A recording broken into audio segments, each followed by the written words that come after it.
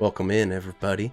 Welcome to another of the Cauldron Chronicles. We're so happy to be here. It's been, great looking forward to something every week again. Mondays feel a little less Monday-like with all the boys here hanging out. Let me know if there's any audio issues. We just did a Windows update and everything got kind of fucked up, but it seems to be working okay now, so I'm hoping it's just gonna stay this way.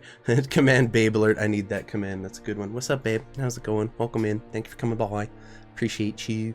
So starting from the top, first of all, Ryan, thank you so much for that wonderful raid. I appreciate you. 22 wonderful folks coming in. Frog Toys, thanks for the follow, buddy. I appreciate it. And Pink too, thank you for swinging in. I appreciate you as well. Thank you guys for coming by the stream. It's Monday. It's time for another D&D adventure, but before we get to that, I'm gonna give each of the wonderful folks beneath me on the overlay here a chance to say hello, introduce themselves, tell you about who they're playing this game, just a brief overview of their characters, just because we got some new folks in chat. So starting just right below me there, we got Dusty Sharpclaw, played by JTB. Why don't you tell them a bit about your folks and who you're playing today? Yeah, I'm JTB. I stream when I finally can. I do metal vocal things and stuff like that. And today I'm playing Dusty Sharpclaw. I'm a Tabaxi. Tabaxi Ranger to be specific, and shoot shit with guns. And that's about it. America. Well, without further ado, let's pass it along to Ryan. What do you got going on, buddy? Well, I'm still a little out of it with the tooth, but I got to say hi to everybody today, which was so nice. I'm so glad everyone came to say hi. I've missed my friends. I've been a little out of it, but I'm just on antibiotics instead of Ativan now, so I at least am not seeing the world through a pink fuzzy hue. That's been nice. Well, that would have been fun. It was a good time for a while, though. But I'm feeling better every day. I'll be streaming a little bit here and there before the Christmas season. Oh, yeah. Very, very excited. That's coming excited. Up. We need to figure out what we're doing next week. I'm hoping that we can get something together for that, and that we can that I can convince my mom and my brother to do a random carbuncle stream with me. It's gonna be fun. When are you going away? 23rd-ish to like sometime after Christmas. Haven't decided the exact day. 23rd, the Monday. I think it's the Tuesday. Oh no, it is the Monday. Okay. Well, we'll see what happens. I'll be home and I can make the stream happen no matter where. Okay. So instead of a Christmas stream next week, we might be bumping that by a week because it has been made known to me that a certain cranky old fucker from the Netherlands is available to join us for a little guest spot on our D&D campaign. So we're probably going to have the one and only Kieran Chikato swinging in next week as a lovable guest character. So we're going to bump the Christmas one-shot another week, which works for me because I could use a little extra prep time on that one. So it's going to be like a Christmas New Year's one-shot type deal. We'll figure it out as we go. But keep an eye out next week for Kieran here. Very excited to have him. We got a little character all planned out already. Last but not least, Chris, what do you got going on? Tell the peeps about yourself and the little lampshade you're holding in your lap there. Yeah, I have a sentient lamp. His name is Stuart. He had his balls disconnected, so that's why he's wearing this cone. He's a sweetie. He doesn't mind it. He's doing so good. He's doing so good, our little boy. Yeah, I live my life vicariously through others. Hey, we all live through each other. That's how this works. We are a symbiotic quad over here. That I'm being just the said, most parasitic of all of us. Fair. You pay your way. You should hear how I ask people who are in love. I don't make any content. Oh. Making content's overrated. You're doing it right now, You're Marvin. making content. The call is coming from inside the house, buddy. What's up, Kerbo? How's it going? Mama Bear as well. I appreciate you. Yes, this is Kayla, food safety. Stuart. That's He's Stuart. Oh, look at him. He's like, Father, why? He doesn't really like cameras for some reason. No.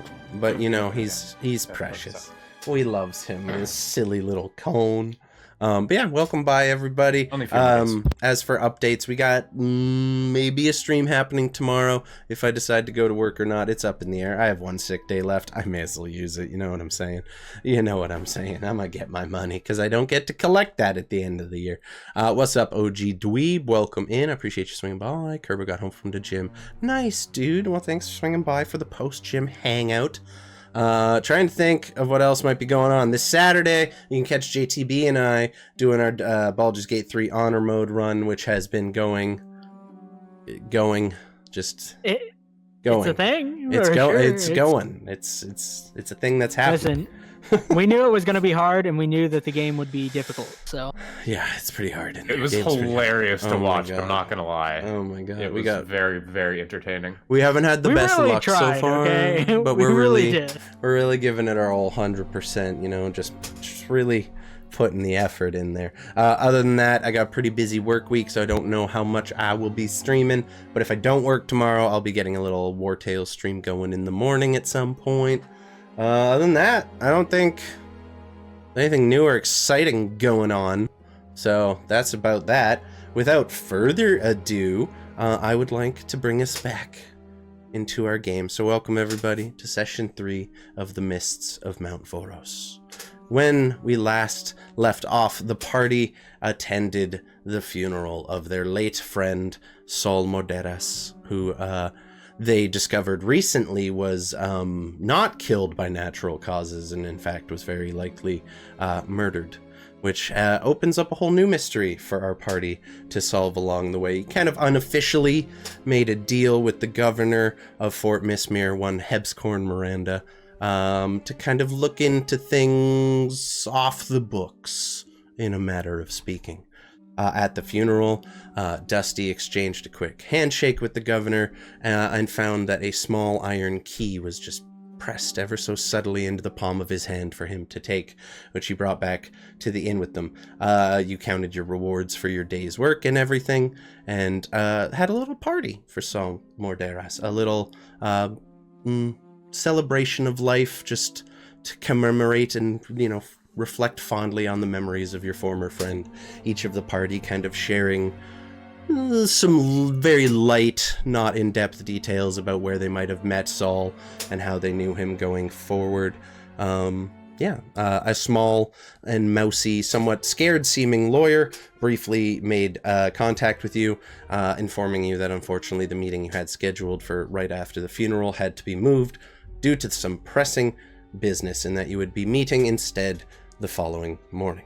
So, after the celebrations came to a close and you all made your way to your bedroom, doing a little bit of rough soundproofing to the door, which basically amounts to college kids weed-proofing their dorm room, but you know, it's effective nonetheless. You guys all kind of settled into a somewhat uneasy rest for the evening when you were all startled awake by the sounds of commotion outside, rounds of gunfire echoing off of the forest around you, shots coming from the walls seemingly, some kind of defense being mounted. You heard the sound of breaking glass, which I forgot to mention last week, and an ear-shattering scream that split the night.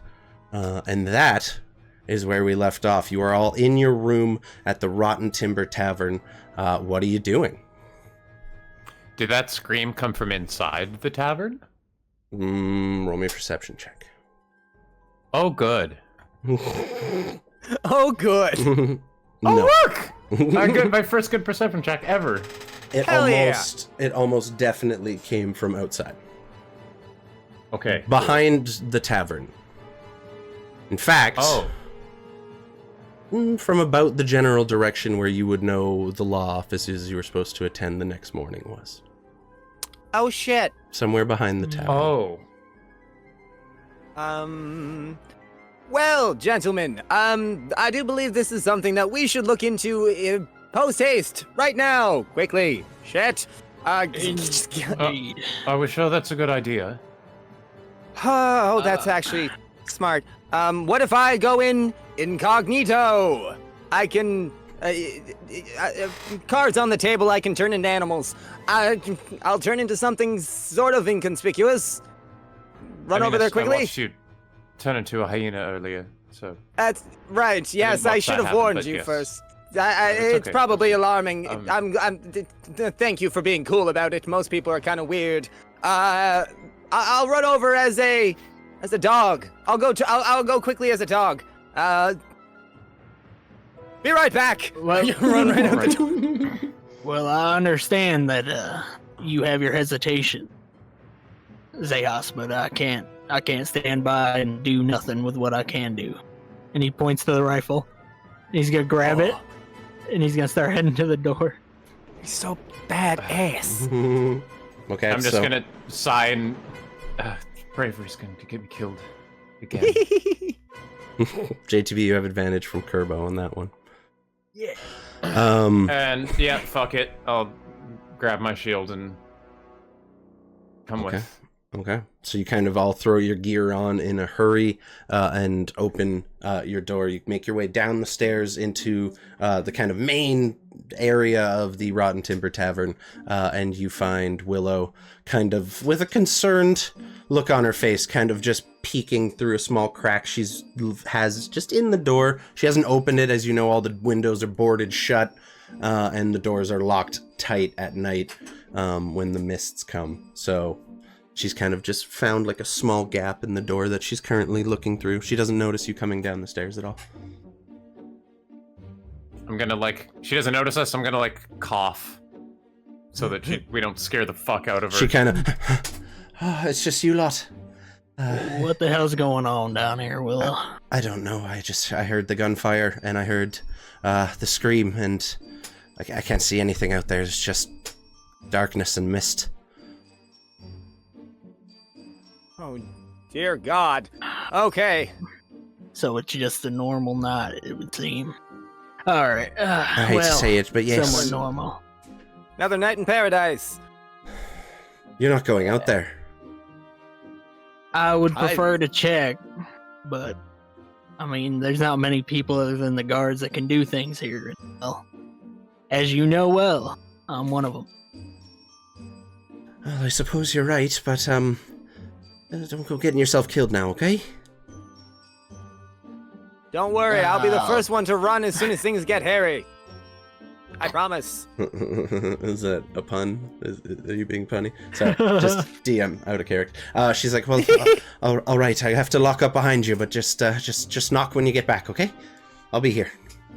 She lifts this big iron bolt off the door, slides another one through, unlocks the two bottom things that kind of just dig into the floor, and just opens one of the doors just enough for you all to fit out. Damn, she's farm strong.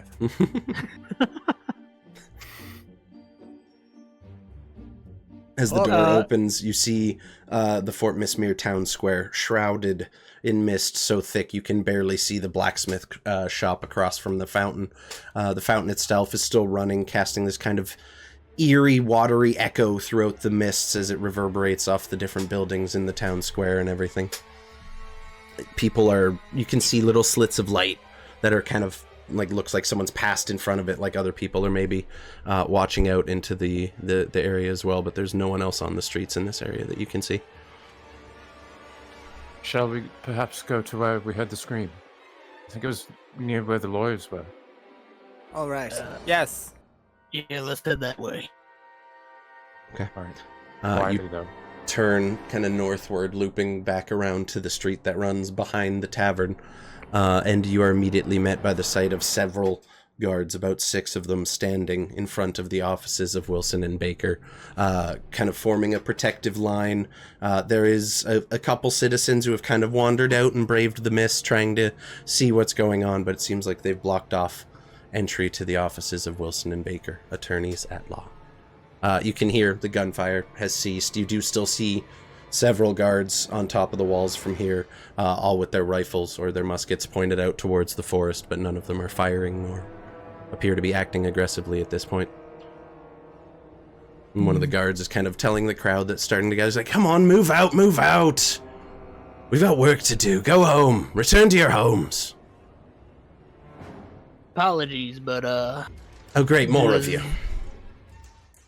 Hello. as I said, apologies, but do you have this situation under control right now, or? I mean, Look around you. Of course we've got it under control. I mean, that's one thing for saying, but Do you hear anybody there could else always be something screaming? else out of there. Not currently. I'm just curious about what was going on. Well, he kind of steps to the side and just gestures to the ground. You can hide the slideshow now. Wee! And you see, kind of, now that you kind of have your attention drawn to it, laying just shy of the road, out of one of the front windows of the law offices, is the body of Stephen Wilson, the individual you met at the funeral before. His throat has been cut deep all the way to the bone, and his body is just laying bloody on the ground, surrounded by the broken glass. It looks like he was likely thrown through that window before the whatever it was finished the job. Like, that's the lawyer who came and talked to us, right? Mm-hmm. Oh. The one I went looking You think for. that's bad? You should see his wife inside. Oh, hell. Beg your pardon. Oh, no. We have it under Is that control, an though. invitation? No. The premises Fuck. is closed until the company's investigators can arrive. Return to your homes. Was it something from the mist? Is that why the guns were going off? He looks around and kind of just runs his hand through the mist. What do you think? It's always the goddamn mists in this place. Yeah. He kind of says that very, not convinced, I guess. Okay, as you guys are standing there having a conversation, you feel just a small trickle of water begin to fall from the skies, and a light rain kind of kicks up. Thank you, Kieran, for the weather check. Well, darn, we have to make sure to get out of the rain. My friend here won't drive for 6 days, isn't that right? Oh, we should probably go. Yeah, I think it's best we take off. Good. Back to your At homes. least for now. Yes. I And might goes back to absolutely the have other to crowd. walk He's, come away. on, back to your homes now. People kind of I like- begin to dissipate. I would cuddle right on up to Dusty immediately and just, we have to get in there. Shit. I also agree. I think that's the best plan. We need to get whatever documents they have about our meeting, situation with the old man's house. Let's get somewhere. Well, let's find an alley. Yeah, let's just walk Yeah, away. there's plenty. So we're Like outside there's of people. plenty little dark alleys that kind of go in behind the homes to the back areas behind the bars and everything.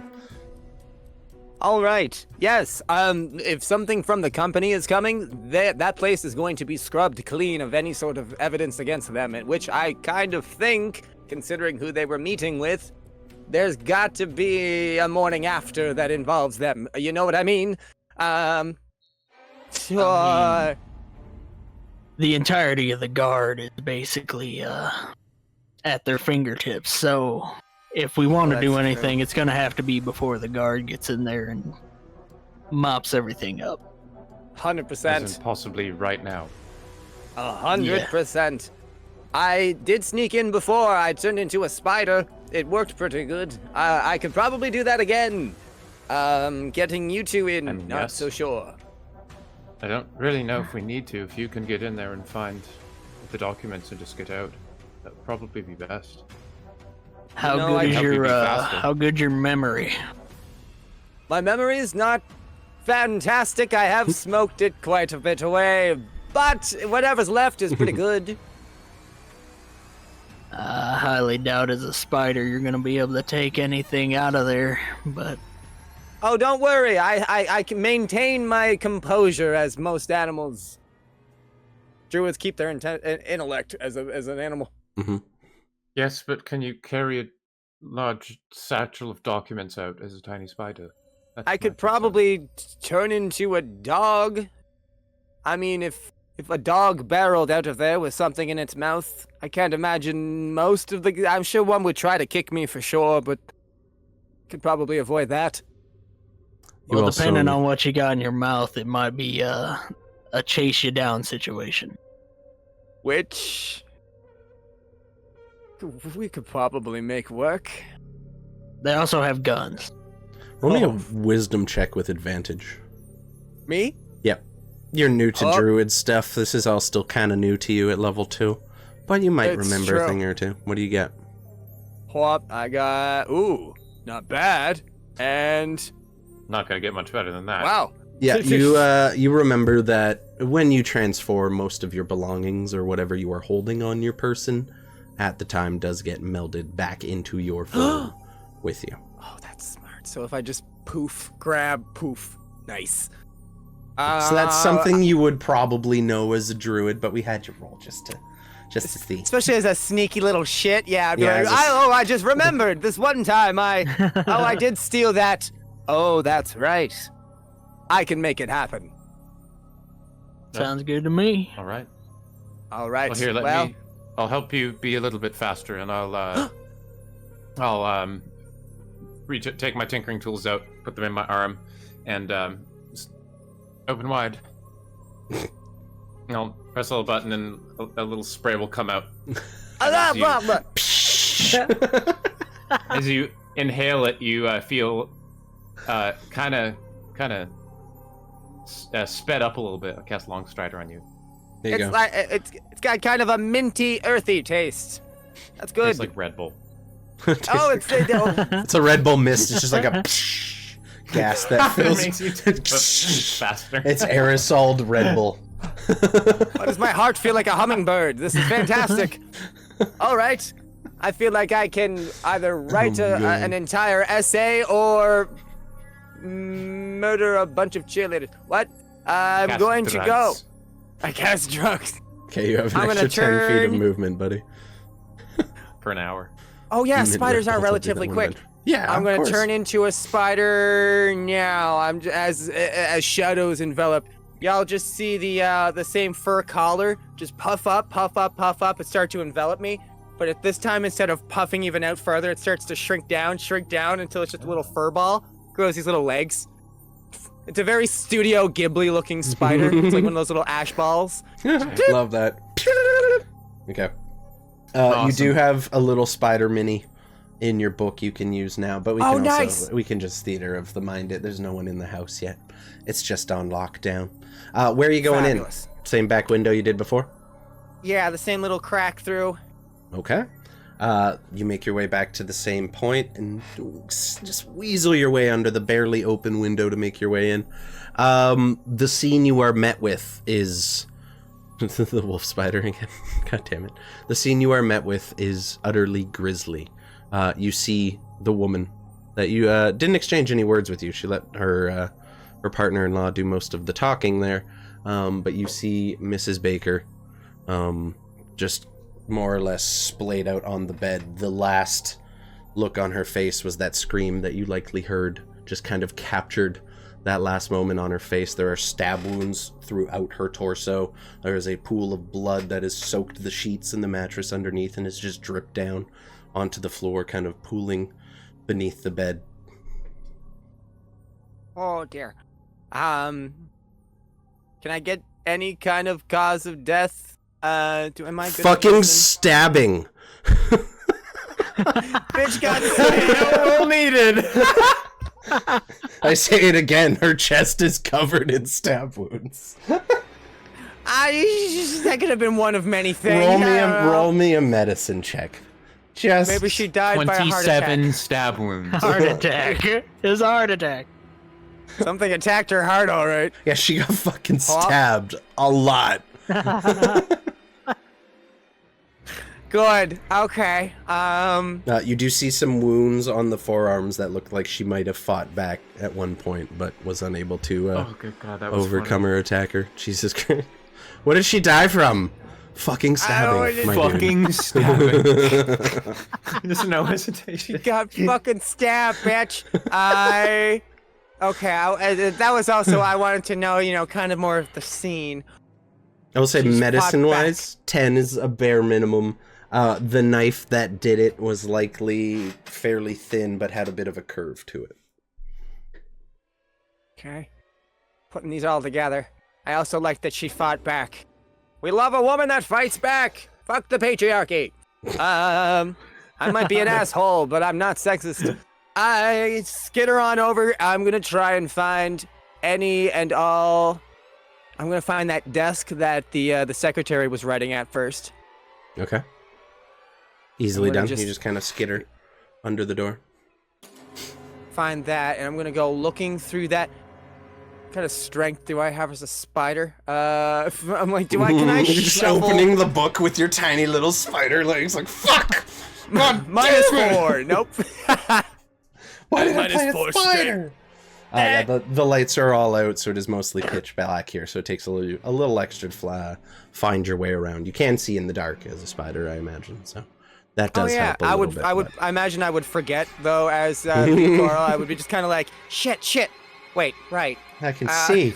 I can. I'm like squinting. Mm-hmm. You make your way. Make your way to the desk, and you see that heavy leather book that you saw the secretary or office assistant or whatever writing in, and it has been closed and is just sitting on the desk. There's a small lock on the cover that has like a leather strap that just slots into it. It looks like it's locked up. All right. What's up, Citrus? Now I'm beginning. Hey, baby. Hi, Con. I'm gonna start the mental list in my mind now of things I'm going to steal. That's one. Okay. I'd like to take a quick little jaunt upstairs just to do a quick sweep and see if there's any. Was there any kerfuffle? Another dead person? More blood? Maybe something else that's locked. Okay. You make your way up the stairs, and there is a door that is ajar, and not only is it open, the hinges are like busted in. There's a big chunk of wood missing from where the door latches. It looks like somebody forced their way in through this door quite powerfully. There was a big old fight. Okay. Yeah, you go into the room, and you see splashes of blood just sprayed about the room as if someone was fighting and getting slashed while they were doing it. And then you see the large broken window that you could see out front, that it appears Stephen Baker was thrown through. Before what the were they killer... cut with? Fucking knives! Fucking knives, Ryan! God damn it! The body is currently outside being guarded by the guards. It looks like there was a tussle, and he was either thrown through the window or fell through the window when that final death blow across the throat was landed. I don't know why I thought he went through a first floor window. I just assumed. I did say the front window. I failed to mention the front second floor window. That's on He me. went through it. Oh, that means there's. Oh, he's gonna be a little bit puddingy. He's gonna be a little bit. Yeah, I mean, he landed in pudding some adjacent. Some pretty soft mud, to be fair, but yeah. Okay, good. Yeah. Oh, Yeah, no. You kind of like take a second to crawl up the window and look down, and you see his body just flayed out on the ground. Just little bit of blood pooling by the throat at this point. A lot of it appears to be in here. It looks like there was a little bit of a scuffle up here at one point. You could hear a spider gag. You would hear a spider gag. Yeah. Looking around, his desk is downstairs in the corner office that you found the other time. You would know that from the nameplate you saw there. This just does appear to be his bedroom. It looks like they were both sleeping, and someone used an opportunity on a rather misty night. Okay. Or something. You don't actually know, but Might be a comeback later. If anything is here, I'm going to assume that it's going to stay hidden. But any business shit I want to grab for sure. So I'm going to go back down to the corner office and just do I think what I'll have to do is I'm going to have to poof in the office, open that door. Yeah. The doors, there's little gaps underneath that you as a spider could fit through. I'm picturing like a little tiny, like actual little spider. We have a giant spider as well, but yeah. Little baby boy. Yeah. And just because I want to grab stuff, but I can only turn twice, so I'll have to poof out, grab what's in here, open this door, come outside, grab what's at the secretary's desk, and then poof back. True. So that's what I'm gonna do. I'm gonna take a mental list as a spider, take my time, looking around. Just Roll me a perception check. hop, and this I'm good at. I'm a shifty motherfucker. 11. I'm good at this. Proceeds to just be average. So looking around, You see stacks upon stacks of legal documents on his desk. It's much less organized in here than the desk outside was, leading you to believe this was likely Steve's desk. There is a few piles of stuff that you kind of go over and walk through as a little spider. Nothing really stands out. And then you see a book open on the desk from which 3 pages are missing. Perfect. All right. That's my mental list. I got 2 things I need to grab in as quick a time as possible. So I'm gonna poise myself as a spider. It just says little spider. I'm ready and I'm gonna just Go back to your normal size. Yep. In a poof of fur that kind of dissipates. I just grabbing the book. I'm gonna move right on over to the door. And can I just unlock it from this side? Yes, it does. It is locked, but it has a actual locking mechanism you can Yes. turn on the inside. The key is only useful for the other side. It's big brain time. Mm-hmm. Yes. Taking that off, and then I'm just gonna open that. Kind of a little crack. Look out. You can see out the 2 front windows on either side of the door, the small line of about 6 guards. It looks like about 4. It looks like 2 have kind of broken off and are kind of just patrolling the streets, sending people back to their homes. But the guards are there. There's no light inside this building. I know on the map there's lights, but they're off. Use the imagination. There is a fair amount of torchlight coming from outside, kind of illuminating through. And almost these like 2 thin strips of light coming from the windows. You can see little bits of dust kind of hanging in it, and the mist that has kind of creeped in over the course of the time since this murder has kind of begun to gather ever so faintly along the floor here, and is kind of giving a little bit of contrast to these beams of light. You're so good at describing things. I just need to take that aside. Thank you. Hop. Just gonna close the door. Charisma. Open the door, and I'm just going to quickly and as quietly as possible go over to that desk, and as soon as I grab that book and have it held in one of my hands, I'm just gonna, in my body, and tuck and roll into a spider. Okay, roll me a stealth check as you actively have to cross through the beams of light coming from the windows. The guards... Come on. Yeah, go with advantage because the guards are currently dealing... I'm so glad I said go with advantage before that roll came in. Oh, my lord. Yeah, they're a little preoccupied with the crowd outside. Come on. Roll another 1. I dare you. Okay, 10. Is just enough that you don't manage to draw their attention. Like I said, they're pretty distracted outside.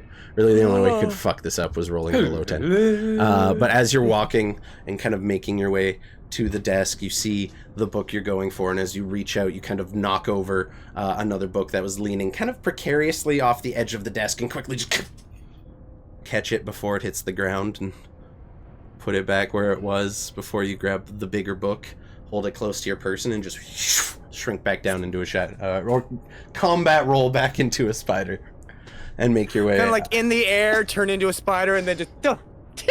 Fair. Okay, so as you make your way back into the back bedroom to go out the window you came in on, I want you to roll me a perception check, please. Oh, dear.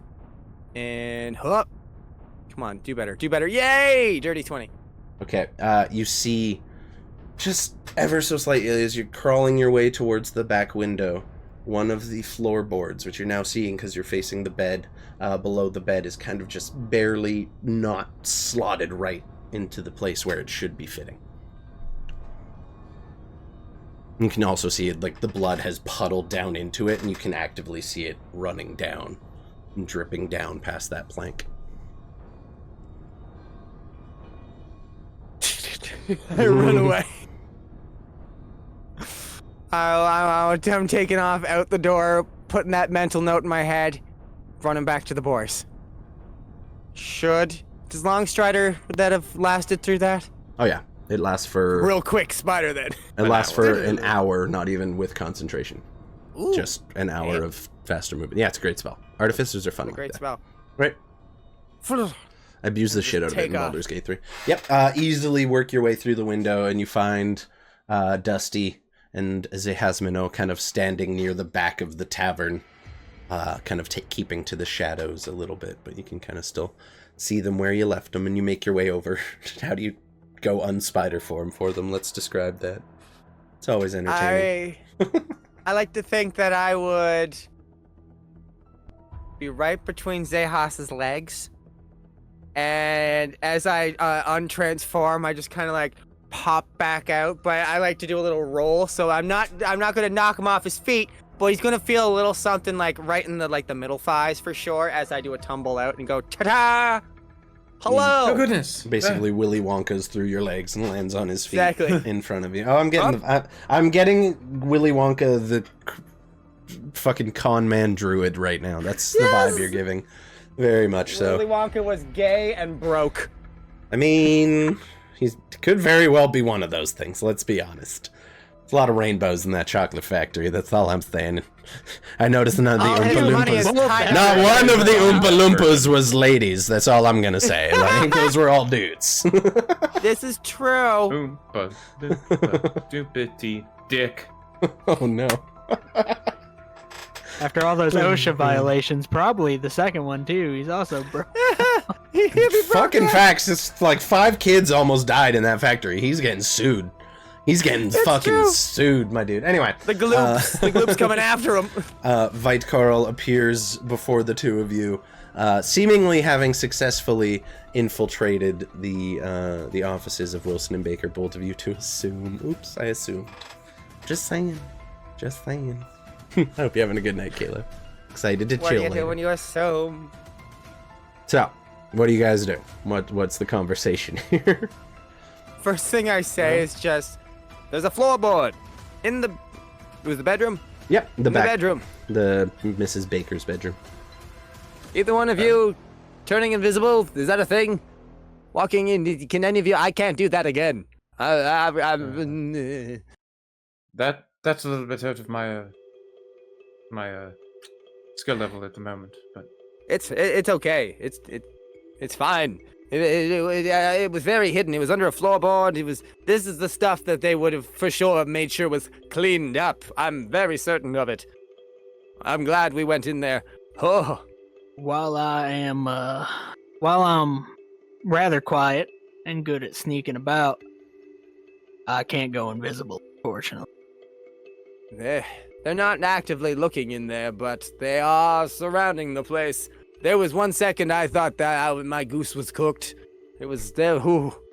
well, is it just one side room that needs to be broken back into? It would have been on the side there, right? Yeah, it's this back corner right here. Are you guys on? Do you guys see the map? Yes, you do. Okay. Yeah. Yeah. So this back corner where the woman's corpse is laying. It would be accessible from the outside, yes. Just light B&E wouldn't be the first time. I look at Xechas really surprised and proud. Just really? What? I'm learning a I'm from lot about Whitethorn, you. what That's do you expect? not this, but I'm so proud and happy. I mean, it didn't look like nothing. That's all I'm saying. It looked like something. When you see things from that perspective, things kind of shift, and you can definitely see when things have been fucked around with. And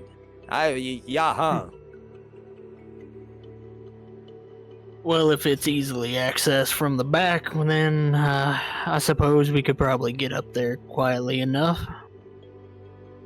Let's give it I mean, a yes. try. Do you think it would be wise for more than one of us to go in, or should just one of us try? Either of us seem like we would be capable. I'm not phenomenal at lock picking if I have to. If they have a locked window, I'm pretty shit out of luck. But if you're better at that kind of thing, then Yeah. I mean, Yeah, you are proficient with thieves' tools as an artificer, so. Oh, all right, and I'll pull my thieves' tools out of my bag of holding. Fabulous. I am so excited give by it a this. try. I really thought we were going to have to abandon that. Okay. You guys kind of sneak your way up to the side of the house. You're very much in shadow back here. None of the guards have made their way, so we're just not going to do a stealth check for that. We'll wait till you're going in the house, but it's easy enough to just sneak up the shadows using the mist and the cover of the alley to make your way up to the house, and you see these 2 windows, which have not been completely boarded up, but have definitely been like closed from the inside, and it looks like they are in fact locked from within. But there is a small hole about yay big that you gather was the same one that Spider Vite Carl would have made his way through.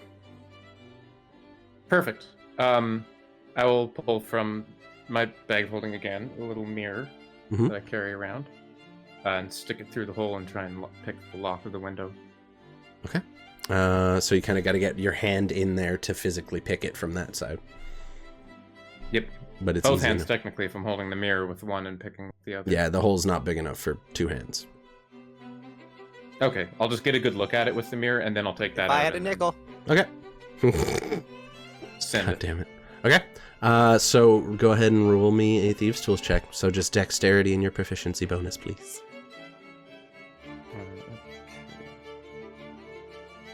It's never big enough for 2 hands. I am going to do this. The knowledge from a past life.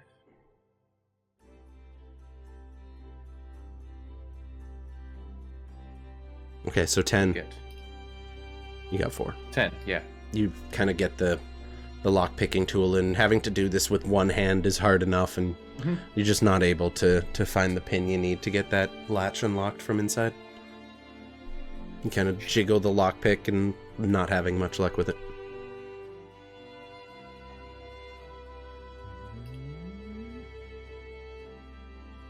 Wrap a t-shirt around your hand. Okay, so we'll give that up. Has anyone noticed me? Nope.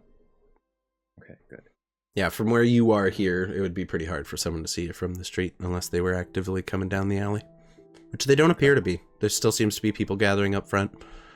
The whole interaction has really only taken about 5-10 minutes or so, so the crowd hasn't fully dissipated yet. How close to the little hole is the lock? The hole in the window's about here, and the lock's kind of in the center, so a few inches. Okay, okay. Maybe 3 or 4. I'm going to take out my little smith hammer. And what else here? Probably the knife that I have would be long enough to jam it onto the lock and then smack with the hammer to try and break it. Technically, you'd have to do that from the outside, yeah. Yeah, that's... You can't really reach fit the a knife hand through in the and hole, kind of, yeah. How are you going to The hammer knife it? might not be long enough. Yeah, no. Well... So you're kind of like Oh, I have a angling... crowbar. Yeah, I would maybe just use that. Hell I'll yeah. pick up the crowbar and try and break the lock with the crowbar. Not just pry the window open with the crowbar. Oh. Oh, I didn't realize it was like that. Okay. Yeah, I'll just pry the window open with the crowbar. Okay, roll me an athletics check. Sick. So That's good at my that. boy. I mean, The original one of universal you guys key. see Xechas kind of try to pick the lock, fail, try to line a dagger up with a hammer, doesn't look good, and he kind of like thinks to himself, reaches rolled a in the 7. bag of holding and pulls the crowbar out and tries to like wedge it in the window enough he'd be able to pry it open, and he watches, he pulls on it, and he pulls on it, and the window does not budge. He rolled a 7. One of you could probably assist with this. I'm gonna start making my way over. You got, yeah, I assume the 3 of you kind of all went towards the window together. Some of you are keeping watch up the alley and shit. Are you doing all right? You try picking a lock with one hand from the other side of a window. I'm not very good with the tools, but I can try to maybe flip the lock or something with my claw. Or perhaps help me with this. Okay. stronger than I There's Yeah. just a crowbar like wedged in the window, sticking out awkwardly at this point. When you say seems stronger than I am, he looks at his own arm. It's a noodle. It's a wonder he shoots this gun without getting blasted on his ass. So- Sure. Got this. And I'm gonna grab onto the crowbar with you and start. Okay, one of you can roll with advantage, or one of you can roll each Or JT, you can roll with advantage as you're actively And finishing up to finish it now. I'll What's kind up? of brace them both, and they just feel like a little tingle tangle between in the small of their back as I'm bracing them. You've got this, gentlemen. Guidance on Chris. I'm gonna let Okay. you roll it. I'll just give you Okay. advantage. Okay. Advantage and guidance. This whole fucking... Okay. 11 plus your guidance. What do we got? Hey! Four- That'll be 14. enough. You need to beat a 12. Yay. So as you're just... You feel the window start to creak a little. You feel it start to crack. I want you both to roll me a stealth check while you're doing this. So not only you're trying to pry the window open, you're trying to do it without breaking the glass in it or having it creak so loud that everyone hears you. Okay, that's more than enough. You're just skating by. You feel the window creak ever so slightly, so you go a little slower, just slowly prying this window up until eventually you feel the lock just snap on the inside. And just window just opens the rest of the way as you kind of push it up. It's big enough for either of you to fit. Vite Carl would probably have a bit more of an issue, being quite a bit more muscular than the two of you. I'll just kind of go like this, just... All right, who's going? It's like 2.5 feet, maybe Where- 3 where feet did off you the see ground. I know I'm still doing it, though, just so I don't have to go in. I said I would. All right, hup. Yeah, I'm gonna accept his boost. Okay. I'm quietly basically just enter. a footstool. Make your way into the bedroom, and you kind of standing from above now, even with your you have dark vision, right? I believe. Nope. No, none at all. This room is pitch black. You don't see a goddamn thing. Oh, okay, good. I will pull out. Shit.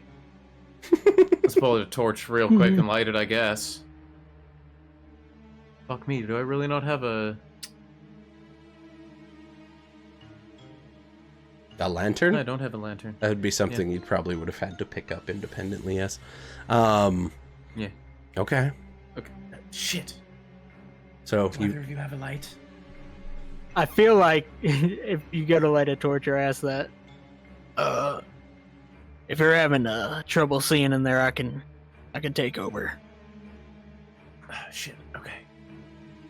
And I'll climb back out. I'm I can't just- see shit. All right, I need a stealth check from both of you again as you're doing this exchange now, because we're actively sneaking in and out of the house. I was willing to allow the previous ones to stand. They're actually like, okay. Xechas, you kind of make your way out, get back onto the kind of wet grass and mud outside. Dusty, very nimbly, basically just puts his feet through and swings the rest of the way into the window, lands on the inside.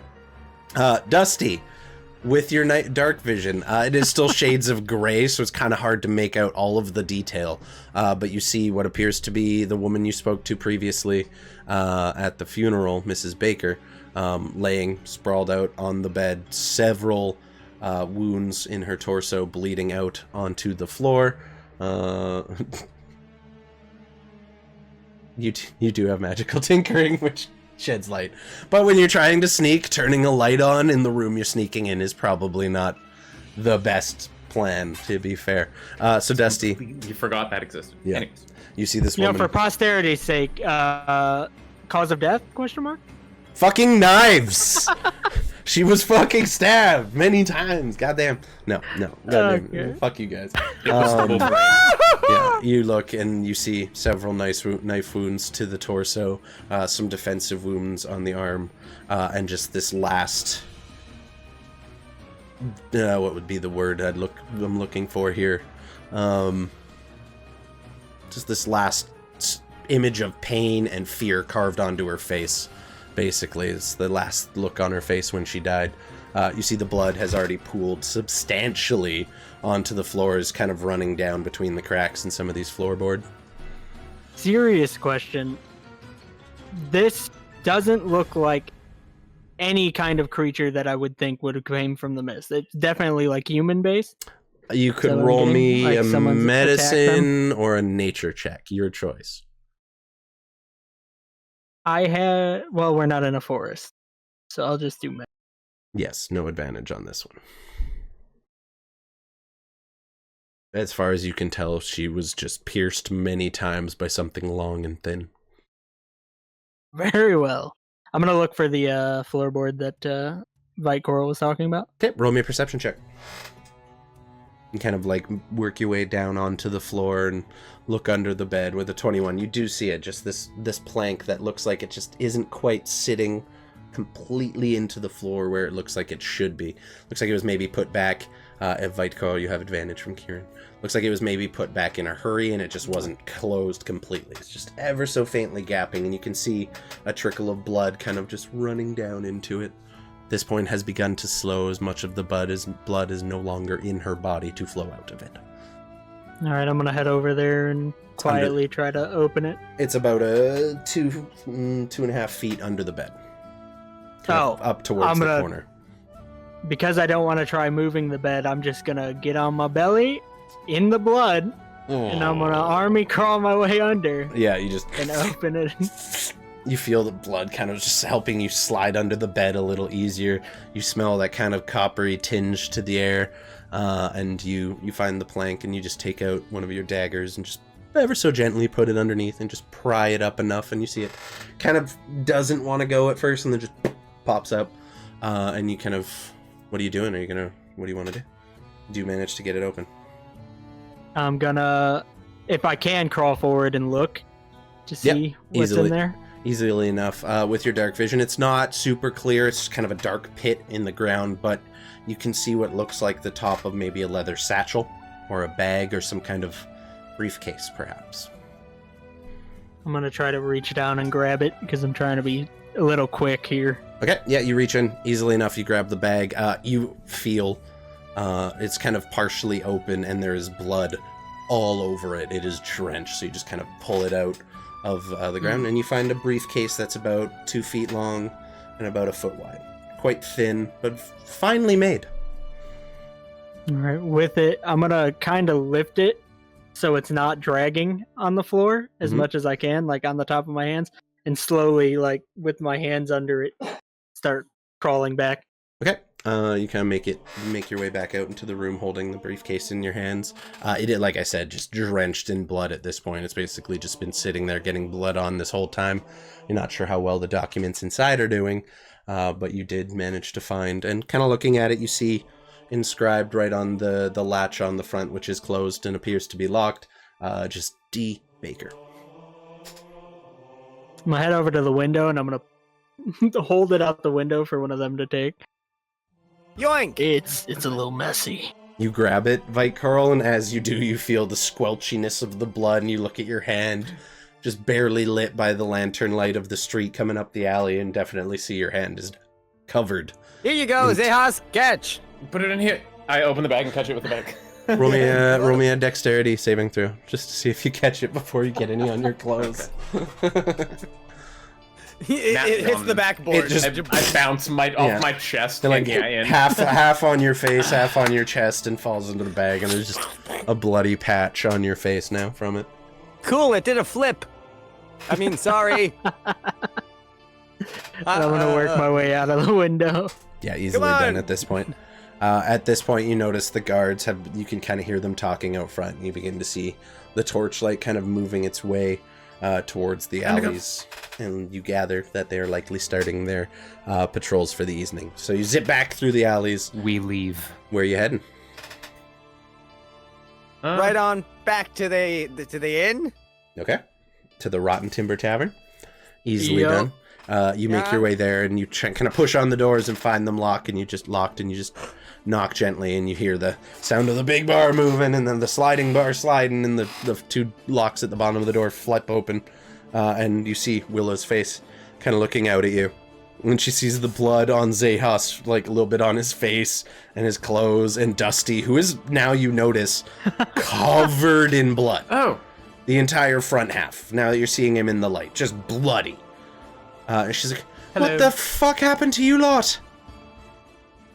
Come in, get cleaned It's a up. long story. I've got time. You Come should on. see the other guys. I'm not sure I want to. She opens the door for you, kind of hastily gestures you in, and then looks either way up the street before closing the door. She locks the bottom lock, slides the bar across, and then lifts the kind of rotating bar back into place, slams the door shut. I'll get you a basin and some water. Give me just a minute.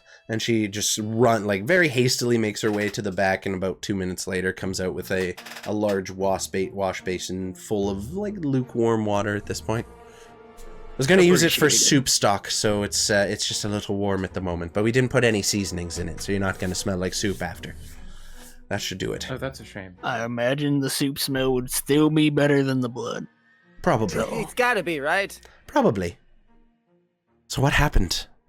She seems genuinely excited. This one was a hero, is what he was. I pound Xechas on the back. You're a hero. Absolutely. I don't know if I would say that, but we did manage to recover some important things before, the company could get their hands on them. Are you picking fights with the company, are you? Dangerous thing to be doing. Especially around these parts. Well, Fight's the right word. I think the best thing to do here is that you should probably not acknowledge that we said that. Nope. I think I'm just going to For go the straight best. to bed, and you lot get yourselves cleaned up and have yourselves a good night. Goodbye. Absolutely. And she- Appreciate it. Before you can even say another word, she's back into the back room very quickly. Smart woman. Dusty, you did the most work today. You can clean up first. I pass the basin over to you. You can go first. I feel like that's fair. I'm gonna clean up now. I think that's for the best. Yes. Probably. Oh, it's pooling around at your feet. My God. He's gonna start taking off the fucking vest and everything Yeah. to get in there. All the armor comes off, gets scrubbed up a little bit. You kind of have to wash the blood out of your fur at this point. You crawled right through that shit. After about 20 minutes, you feel pretty comfortable that you're clean. Xechas, you look at the basin of water, and it is just a blood red color at this point. Oh, I would have just kind of grabbed a towel or two before and soaked them up and done that instead of using the basin. You're like, I'm not using that. Very valid. You guys managed to foresight. get cleaned up and kind of just leave the basin there for Willow to deal with in the morning. So, what do you guys want to do? What's the plan? To the room, I think, to see what we got. We got some homework to do. Yeah, that's probably the best idea. Okay. So you go back up to the room, close the door, do your usual soundproofing routine at this point. I'm figuring that's just, part of the night routine. And you kind of sit there in the room with this bloody briefcase in front of you and the 2 books that Veit Karl managed to steal from the offices of Wilson and Baker. Well, let's get started, shall we? First things first, the one from the secretary. I think I'll be the first to go through, peruse. Fair. Very well. Anything in particular you're looking for? Mostly just confirming and showing the gentleman too what I'd seen before with that who they were meeting with at that day and who they had Fair. canceled their meeting for, and it's like. So Veit Here's Karl what this would've been produces last. this fairly large, fairly thick leather book that's just bound entirely in leather and has a thin strap with a buckle that does appear to have a small locking mechanism attached to it, almost like a diary, but not quite. And it does appear to be locked. As you try to open it and take the little strap out of where it's locked in, it does not budge. Xechas, B&E time, baby. All right, I'll pull up my thieves' tools and see what I can do. This time I'll just say sleight of hand, using proficiency if you're not proficient in it already. Add 2 to this. Okay. Well, 16 is 16. more than enough. This time, using 2 hands, you manage to take your lock-picking tools. It's pretty simple. It's a single pin lock. It's not meant to be overly difficult, but you just pop it open and the little kind of just snaps right out, unbuckled from the thing, and you open it, and you find a pretty neat schedule, it looks like everything's kind of detailed and planned down to the hour with these folks. The writing is fairly legible, and you kind of flip through it until you find today, I guess the day you guys' appointment would have been, and you see where your appointment was written has been crossed out just with a simple line through it, and then it just has been replaced with right underneath it, meeting company headquarters. Yes. Do we know the day on which Saul died? No, you have no clue. Okay. You know the day you received the letter, Okay. but you also know that post can take some time to travel from Vorosia to Fellarune, so Right. he'd How likely far been back dead does this particular planner go? last 6 months or so. Not even. Okay. Probably The, 4 Is months. there... Yeah, I want to the see if I letter can would have find gotten anything... to me quicker, right? Yes. Because I was here. Yes, Sure. technically. The guy did still have to find you out in the wilderness, though. Well, True. I your just want house. to see if I can find any meetings with Saul when Several. he was still Yeah. alive. Yeah. You And go I wanna back. see when the last couple were. Yeah. The most recent one. One second, let me pull up the calendar here. Calendar.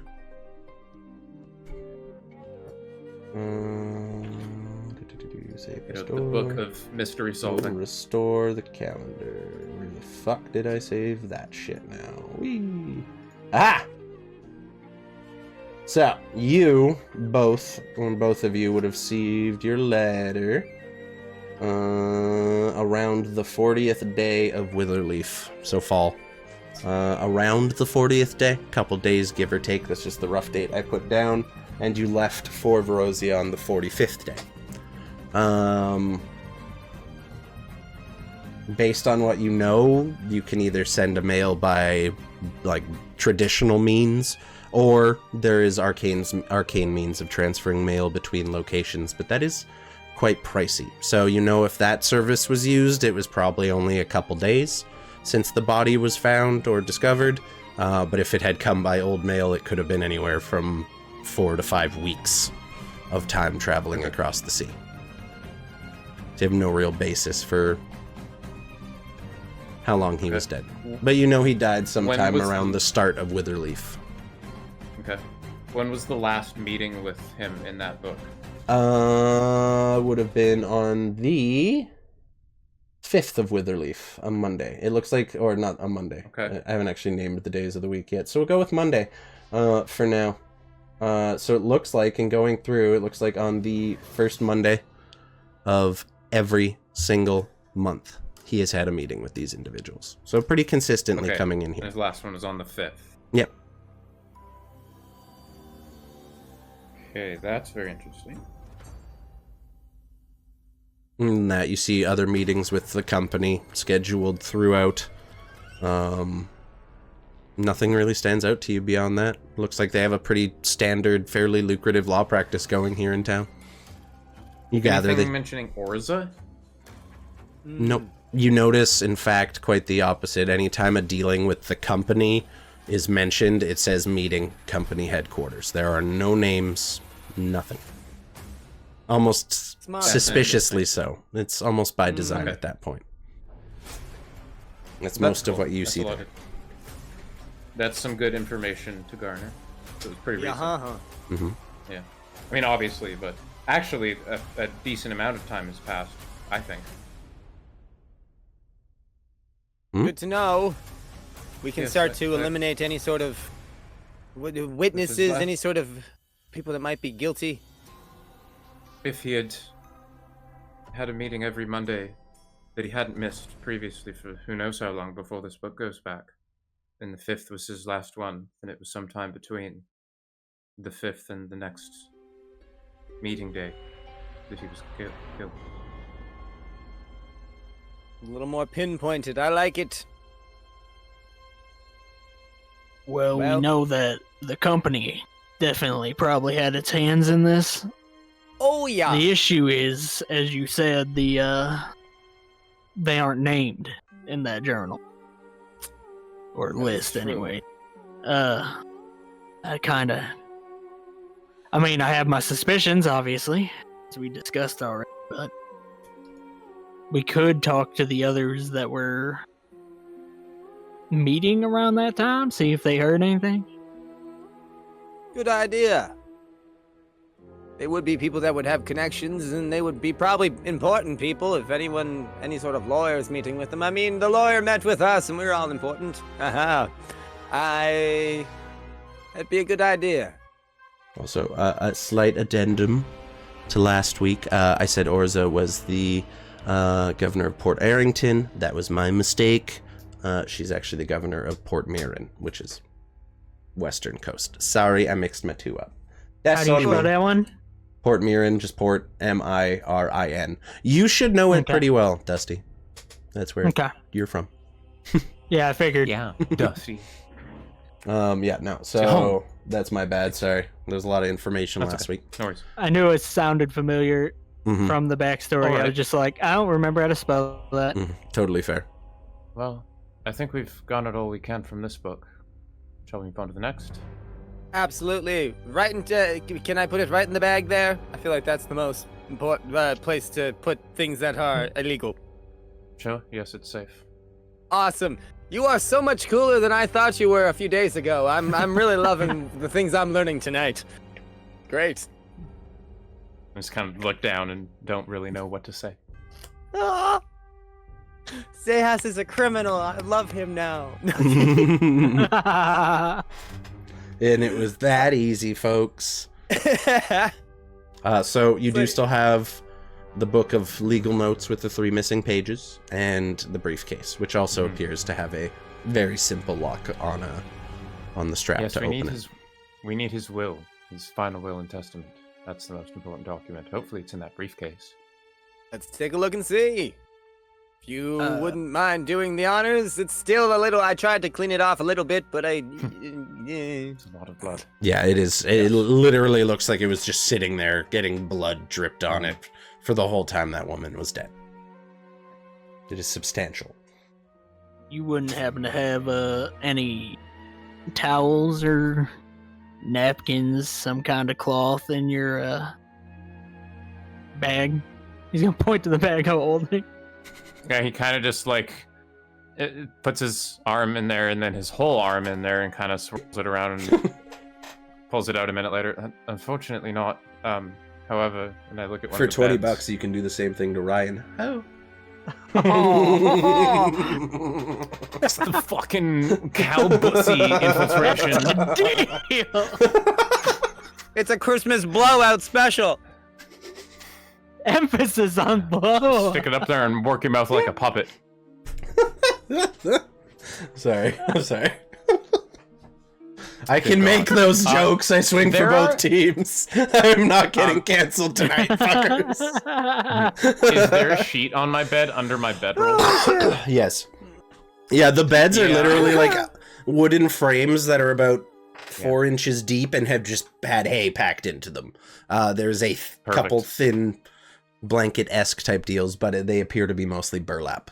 So, not the most absorbent. Oh. Okay. Are there any that aren't burlap? No, probably not. No. Most people sleep with their own sleeping rolls, even at the inn. I do, too, yes. Okay, shit.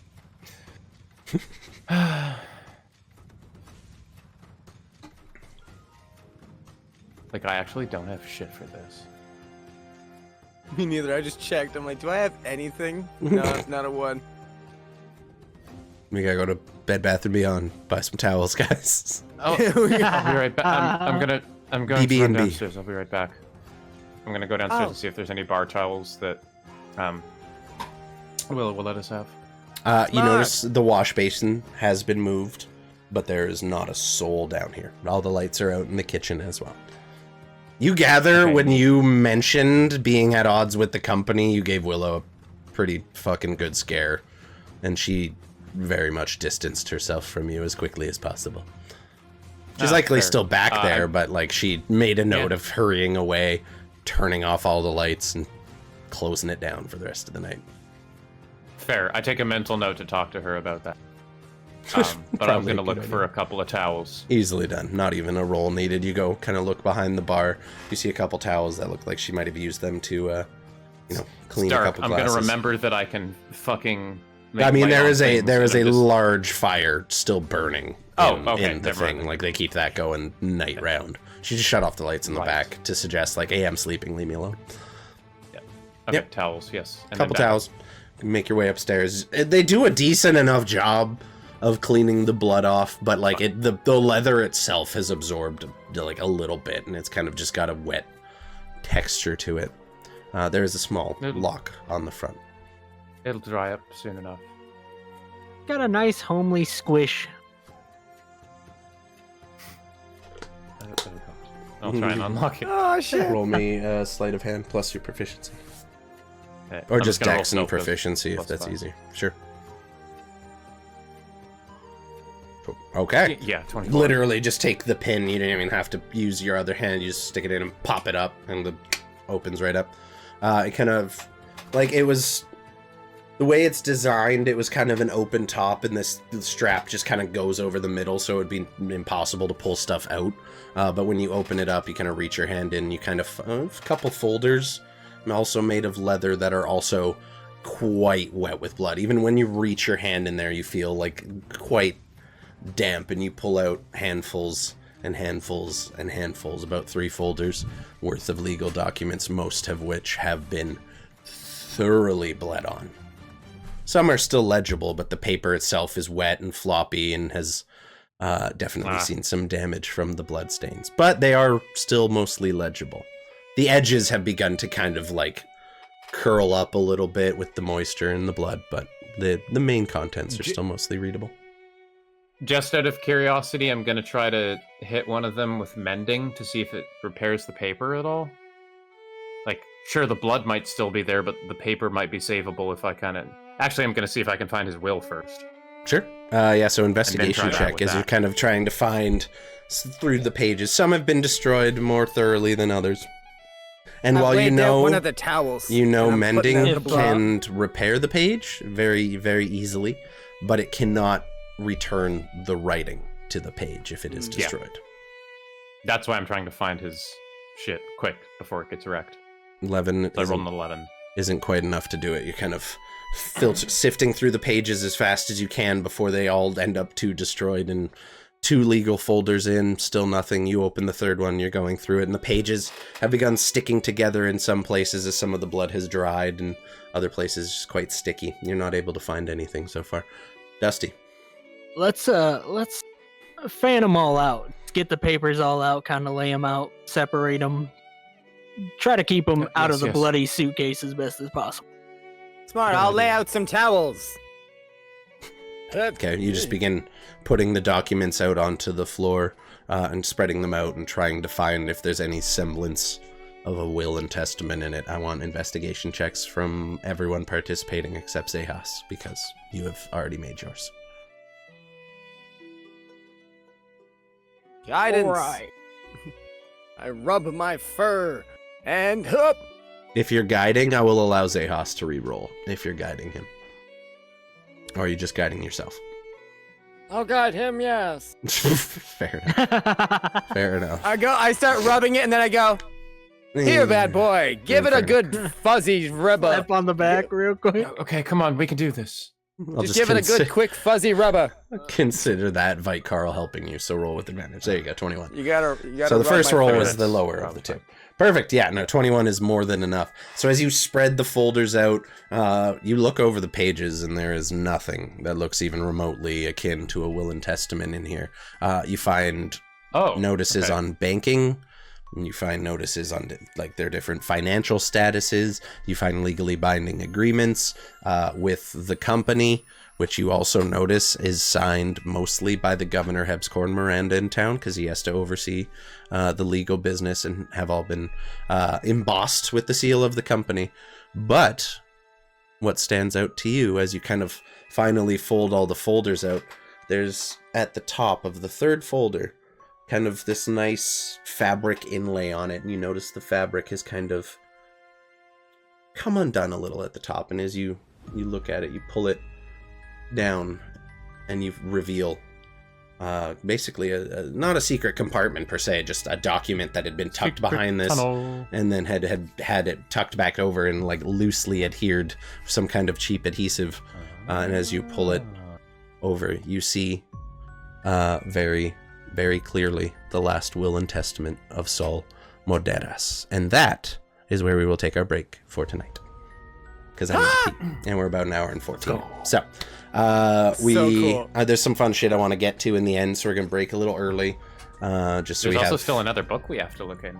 Yes, just so we have some time. You do note that the edge of the page is torn, like it was torn out of something. Do it that way you will. But we will be back in about 10 minutes, everybody. We're going to run an ad during the break just to get that pre-roll off. We're sorry. If you have to step away, have a pee, get a coffee, whatever you got to do, we understand. You don't got to actually watch the ads. I don't please Daddy Bezos. We must. They're funny. They are funny sometimes. We must please Daddy Bezos, y'all. So we'll be back in 10. Don't go nowhere, and we'll continue this fun little murder mystery when we get back. Catch y'all in a few.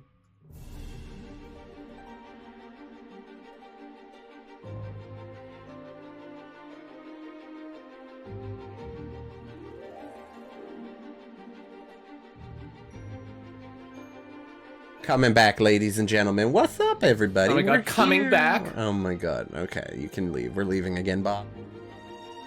We're back. Okay. I'm so glad I thought of the overlay on that one. What's up, Nerd Holla? Welcome in, homie. How you doing? How you doing? I hope you're having fun. We've had a fun night so far. So for anyone who's just joining us on the break, we had a little incident during the night. Our party, after being awakened by a rather grisly scream, went to investigate. Did a little bit of mild B&E noises or B&E stuff. Disconnect noise. Just get booted by Rusty. We did a little light B&E, found some dead bodies, found some broken windows, and stole a bunch of legal documents, which doesn't sound all that exciting, but when you realize said legal documents are mostly covered in blood, you know, adds to the flavor a little bit. But thank you guys for sticking it out for the ad and the break. We felt like 10 minutes was too long, but 5 minutes was too short. But I'd rather have too long of a break in case I need to have a second emergency pee. Plan ahead. Always plan ahead, people. Seems Chris lost internet. Yeah, it's really unfortunate. Chris lost internet in the house where we share internet, but my internet's still working fine. That's crazy. Yeah, that's crazy. Wild. Hey? That's crazy how that happened. I can't believe that shit. Wiring issue. For those of you without context, Xechasmeno Chris recently moved out to the East Coast with me, and he lives in my apartment. He's like 20 feet, not even that way, maybe 10. But yeah, it's good vibes. It's good vibes. It's nice having a roommate and splitting bills again. It helps me save money. I can smell you. Only after the bathroom breaks. I can see you from my house, because it's my house. Oddly enough, if we had a telescope, we could probably see your house from where we live. We're right on top of the hill. You're right down here. Soon we're going to get JT up in this bitch, too. We're going to steal him from the U.S. Sorry, guys. You lost that one. You lost that one. He's ours now. Welcome to Canada. Can't wait to make the balcony my bedroom. Oh, God. No, you can have the couch.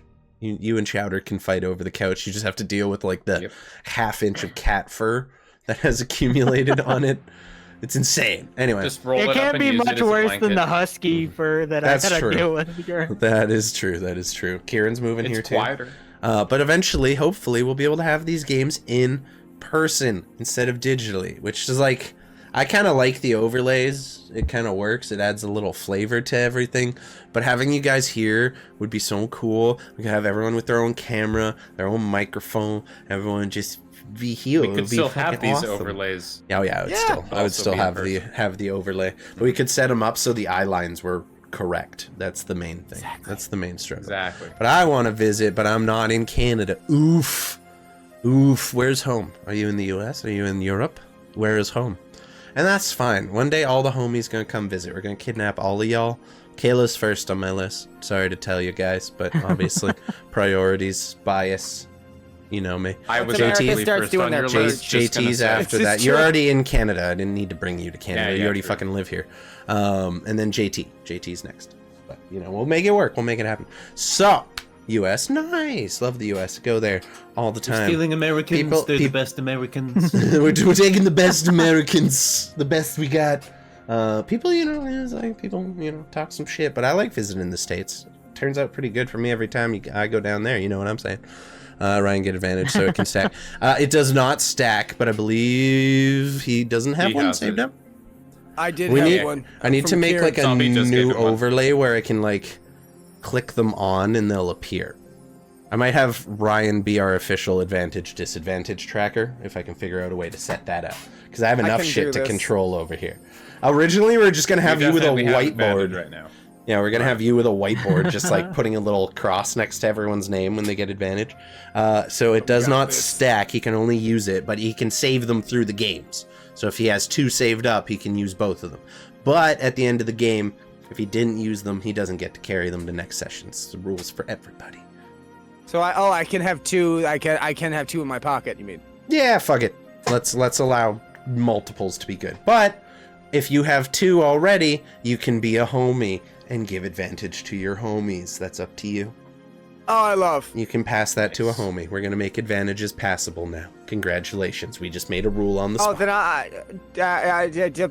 You can do it situationally too. Like if Chris fails a roll and be like, I'm gonna give him my advantage, and then he can roll again. Fabulous. Yeah, Fabulous. surprise me. You're Just for amazing. fun.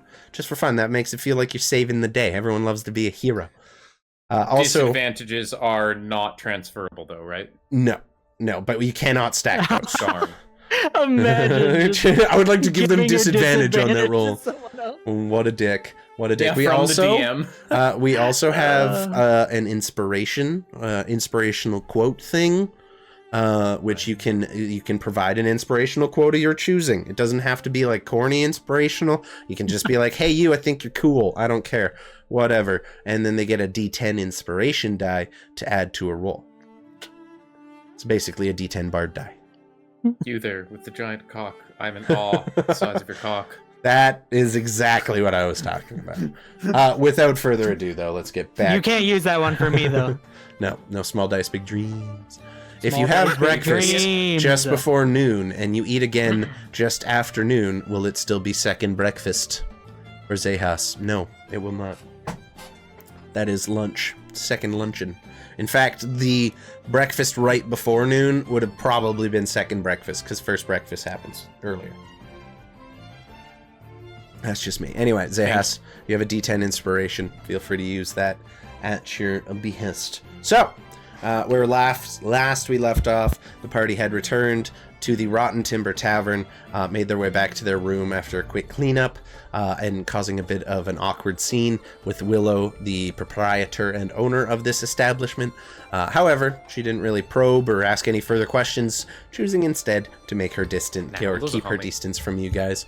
Eventually making your way back upstairs and going through your collection of legal documents you had. After not finding anything, you decided to take a more in-depth approach and spread everything out over the floor, kind of hoping to dry some of the blood that had seeped into the pages of the briefcase that you had looted, and eventually putting all of your intellects together, managed to find a document hidden behind a piece of fabric that had been sewn into the inner cover of one of these journals, detailing the will of Saul Morderas. It is short and very sweet. So it literally, all it says is, I, Saul Morderas, being of sound body and mind, hereby, upon my death, bequeath my home and all of its contents to these individuals. And under that you see Dusty Sharpclaw. Xechasmeno. I can't remember what your last name is off the top of my head. I'm sorry. That's it. Veit Carl. Is it Butterwog? Boulderwog? Something like that? Bodovog, you got it. baby. Butterwog. Yeah, that's it. Just the three of you.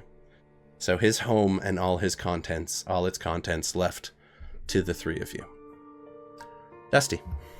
I just feel like I gotta take a second to admire Veit Coral as a character, Veit Carl, just because like the way you portray him with all the glam. I find myself sitting here just with my hand like this sometimes. Yeah, I'm just like, it just happens. Yeah, it kind of locks This in. is how I am now. You kinda lock in. It's confident. And I fucking love that. it bestows a confidence in you. It's just if you do this, you walk into a room like this and you belong, you own that room. I like that. I respect Hello, it. darlings. Yeah, I just literally. felt like I needed to say that because I found words, myself dude. just sitting here World like in my- this for a little bit. I'm like, yeah. Eventually, by the end of the campaign, we'll all be like, I love it. I love that. Hello, my name is Xechas. Let's go, What's up, Dro? girls. Welcome into- How does that work with Dusty? Yeah, We're turning my into name's Mean Girls. Dusty. My name's Yeah. Dusty. Hello. Oh God, what's up, Dro? This is me Welcome now. in, homie. It's a little unhinged in here right now. I think we all smoked some weed on the break. We came back and we were just a little off, but no big deal. So, Fucking eyelash in my eye. Won't get out. love that for you. I have a can of compressed air over here. I could come over and just. He just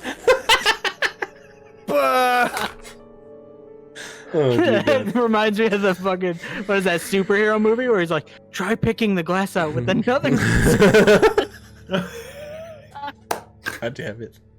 God damn it. So I came in at the right time, at perfect time. Where there was a grisly murder, an investigation happened, some B&E, we found some legal documents, and the party just found a will stating that their former ally, now dead, Sol Morderas, has left you all his home and all of its contents. You kind of sit there in silence for God knows how long. Am I? Well, this is a fun bit of news. That's a lot to take in. There's So a lot of he- layers to this. Oh yeah. First of all, first thing that comes to my mind, I don't know if I'm pragmatic or just negative, but I think that if we even show this to anyone, the first thing they're gonna think is, oh, they killed him.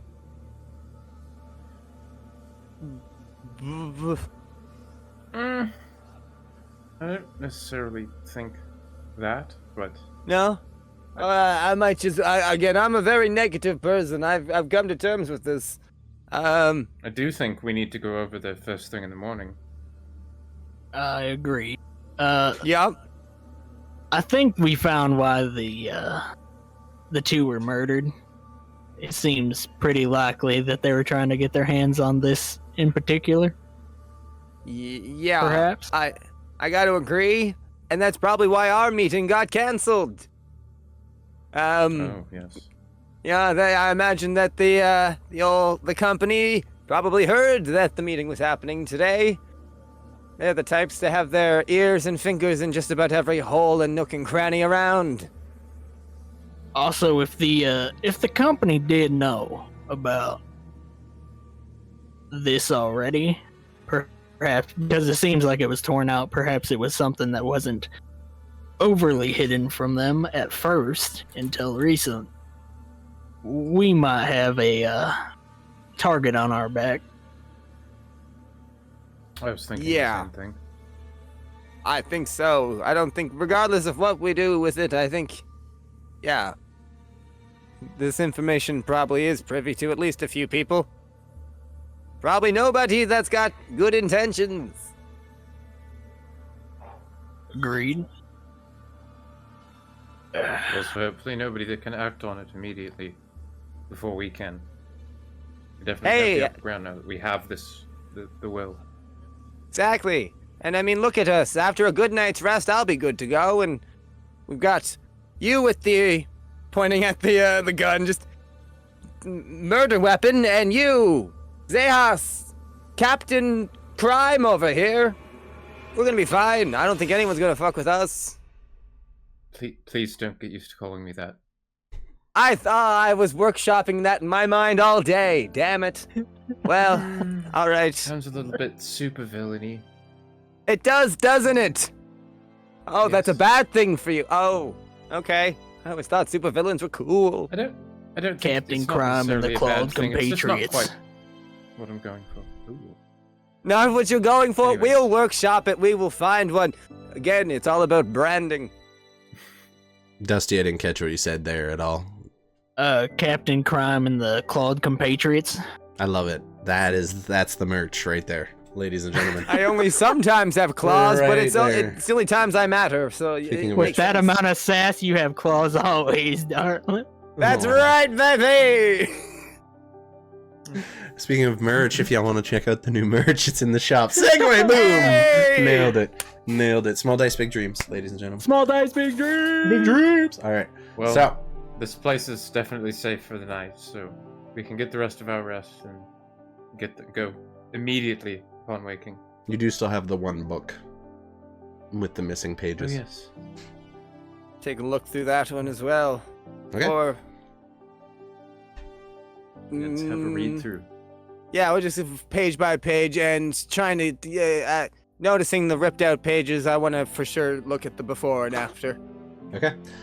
So looking through it, does just appear to be Mr. Baker's collection of just legal notes from his various meetings. Every time he has a meeting, he dates it and then just begins taking notes on it. They're usually some more detailed than others. On certain things he seems more invested, and other things he just like, oh, passing meeting, some light notation will do. However, you see Saul mentioned a couple times, appears on the 5th. You see no, the 5th is one of actually the missing pages, so it goes up to the 4th, and then where you see the 5th, there's a number or the 3 missing pages in there, and then it starts up again on the 6th. So it appears all the pages for the 5th of Witherleaf have been removed. But going back to the 5th of the previous month and the month before that, you do see notes concerning Saul. Not the most recent, but the one before that, which would have been the 5th of New Grown, which is spring.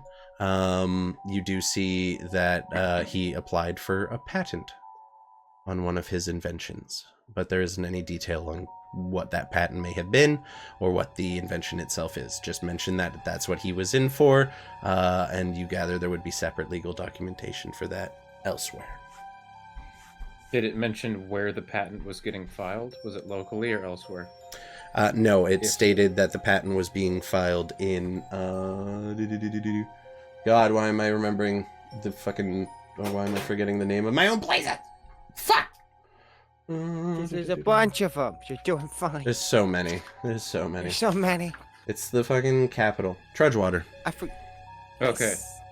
So the patent I was forget being where I sent live. to Trudgewater for approval. And you do note it that an additional copy was to be sent to Whitethorn on Fellerun. Oh shit. So he's trying to patent something on both continents. Oh shit. So it's a big Okay. deal. I'm gonna take that page. Okay? So you tear that page Yeah. out. Okay. Yep. That's a very important page. Fold that up, put in your bag of holding. And sorry, what was the day of that one again? That was the 5th of New Grown. All one word. Thank you. Juno to be spring. Very good. Neat. Than that, you see, for meetings with the company, there's practically no notes given, just says, met at company HQ, matters were discussed. They never put any details in writing when it comes to the company, it seems. I bet you they were told not to do that. Most definitely. Luckily. And that's about it. Well, Okay. that's good. We found out Good. that something of a big deal was invented by him. That's cool. Does you said the will had looked like it was tore out slightly? Yeah, it Does it look like it matches one of the ripped out pages of the, like if I line up the rip? It does. Well, this was one of them that was taken out. You gather this Two was others. one of the copies made, and you're not sure what the 2 other pages might have been. You can gather, based on the book itself, it was probably notes pertaining to that particular meeting. At least one of the pages.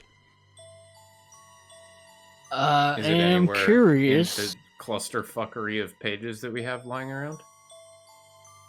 Roll me an investigation check. I was gonna say that's what Dusty was about to say. I'm curious about whether or not that's lying around here. 19? Does not appear. Oh. You don't find any pages that have a rip along that side that look like they would match Okay. up at all. Okay. Alright, so it doesn't appear that it's here, so... All right. You even check But- the inside of the fabric of the other kind of legal binders with the... Nothing else has been sewn into them. It just seems like the will was kept safe in there. Hey, I think of all 3 of the pages we could have found, I think we found probably the most important one. It's likely. More yes. likely. I sure hope this holds up.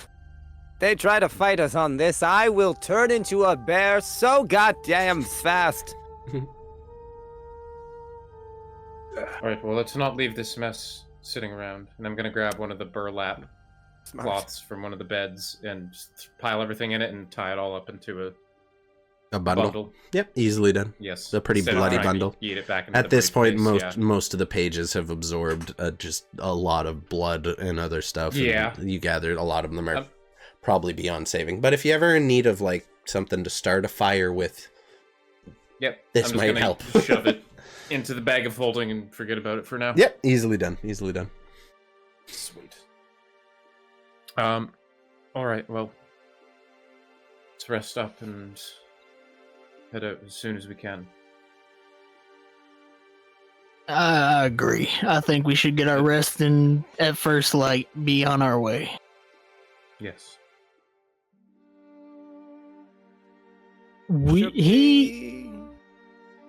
Before his death, the lawyer told us the direction, right? You would know. Of the mansion? Yeah, like you would know where he lives. Okay. You have a rough idea. Whether or not you've been there, we can discuss. I don't think you will have, as he only recently finished Yeah, I don't building the think house. so. But you do know he was living in Fort Mistmere, and he bought a piece of property about 40 minutes to an hour outside of town on one of the cliff sides overlooking Rooks Bay. All right. As far as you know, there's not a lot of property up there. Most people choose to live within the city walls for, well, obvious reasons. Kind of surprising he chose not to. wall. We'll build a wall. It's going to be the best wall, and Verosia's going to Protect pay against for the it. mist. Trudgewater's going to pay for it. Trudgewater's going to pay for it, the TTC. Spiders are gonna pay for it. I just turned into John Lennon when I tried to do Donald Trump. It's gonna turn into the mist. So, you guys are My going to wife finish Yoko is crazy. Oh god, don't even get started on that. You guys are going to finish your long rest and head out in the following morning. Yep. Okay. I think. Easily done. Yeah. You guys can all hit the long rest button. You rest through the rest of the night without interruption and awake the following morning. You hear the sounds of the Rotten Timber Tavern downstairs kind of coming alive, people coming in for breakfast before they leave out on their boats for fishing for the day or head out to the woods or the fields, whatever their work day has ahead of them. It sounds busy-ish. You kind of open your door and begin making your way down the stairs. You find it fairly busy. Usual customers at this point. You kind of see a lot of the same faces coming in over the last couple days. Willow kind of looks up from the bar. Morning. Very Hello. almost cold shoulder-y.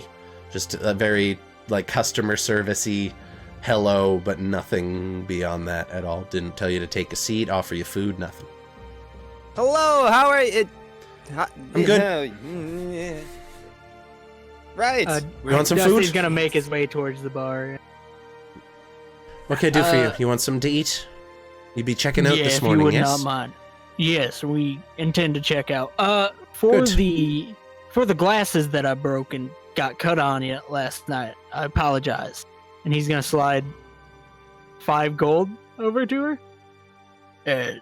Just a giant misunderstanding on my part. Me and a buddy got into a bar fight, right? Roll me a persuasion check with disadvantage. Oh shit. You guys like see her looking, and there's like a conflicted look on her face. She one hand, she's friendly, but there's also this latent look of fear Oh. and apprehension. Can I use my advantage You to technically disable the disadvantage Yes, you could. for the 20? So, I mean, Not. Or do you want me to re-roll? I'll allow you one re-roll. How about that? Hup. Okay. She takes the 5 gold, slides it back over the bar. Keep your misunderstandings to yourself, and I'll do the same. Grab a seat if you want some food. Nah, I think we'll head out. I think that's probably for the best. He's gonna slide the gold back. And she leans in. Please be safe. You're in danger. And she just goes back to what she's doing. Starts wiping the bar down, taking orders. Looks at all of you again, apprehensively. Roll me an insight check. All of you. Hup.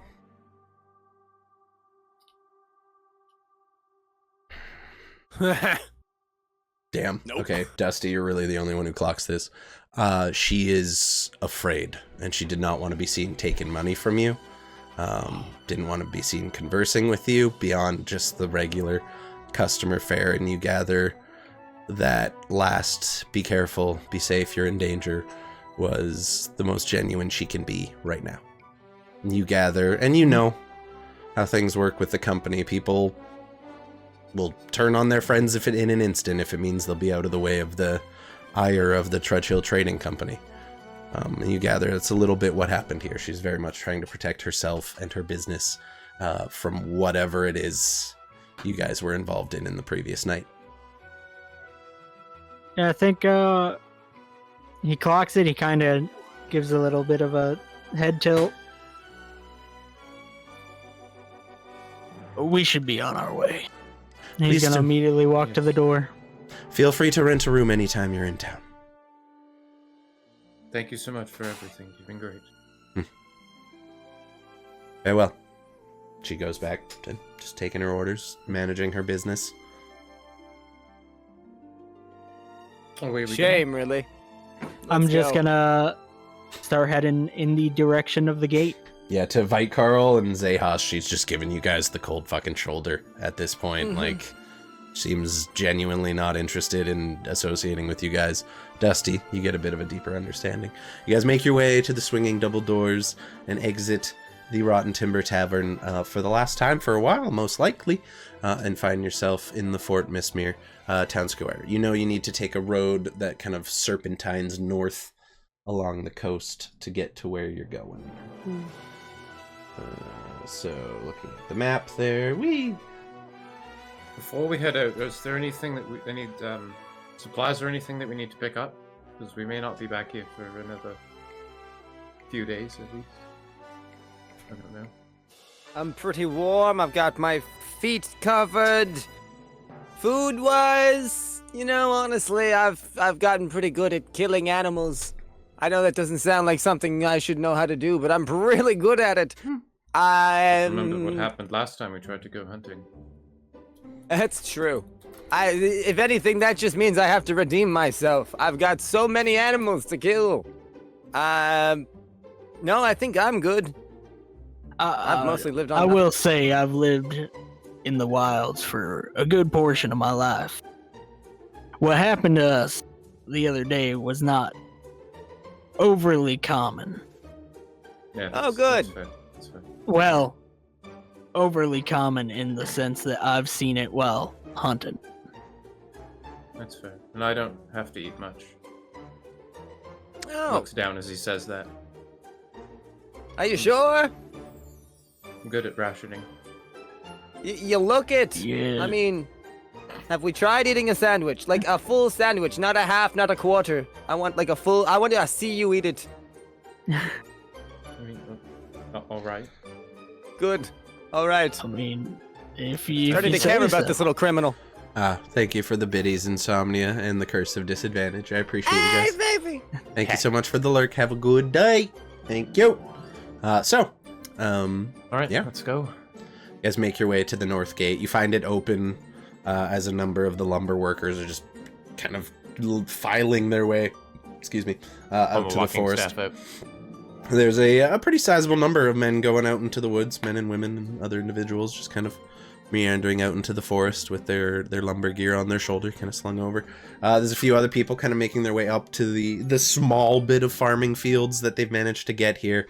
It's not the best soil for farming, but they manage some like potatoes and very simple crops and everything. But you curve along this windy road that is more or less just 2 wagon ruts that have been worn down to the sheer rock beneath the dirt here. It's not the easiest road to walk, but it is doable. There's a bit of a walking path next to it where the foot traffic goes to avoid the carriages and everything that makes their way along these paths. As you kind of meander, the forest towers up on your left side with this ever-present fog kind of hanging in the dense part of the trees. Not like the mists like you saw them before, just a general kind of moistness to the air and this very light mist that kind of hangs in the low points between the trees. Every now and again the wind kind of kicks up and you see the mist kind of whirl and twist and then recede back to its previous form. On your right side, as you continue walking, you find you're gaining in elevation ever so slightly. The mud and gravel and dirt on your right side eventually giving way to a bit of a more kind of rocky surface here and just a set of sheer cliffs that go down about 10 feet to start, but by the time you're at the height of this road, kind of onto this raised plateau that you know covers most of the northern part of Vorosia here, you're about 60 feet from the water at this point, maybe more at some points looking down.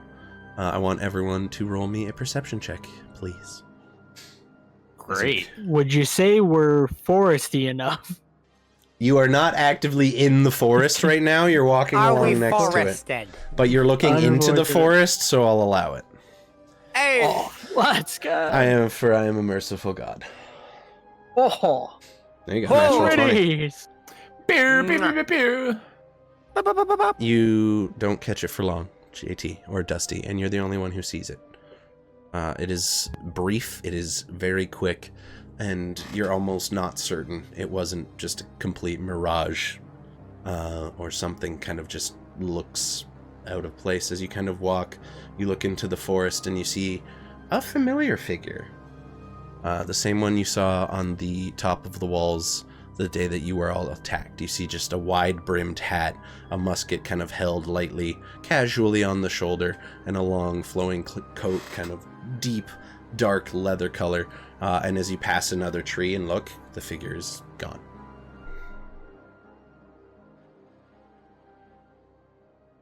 We might be being followed.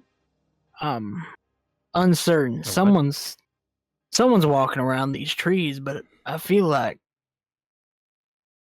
I swear I've seen them. I swear. Even before this, it was like they were on the wall helping us against the mist spider thing. But now I see them in the woods. I could just be losing my shit. Who knows? You want I should go for a quick little 4-legged run through the woods? Maybe clear your mind about it. I don't mind. I wouldn't mind biting something today. I've got some pent-up rage. I can't really tell if they're...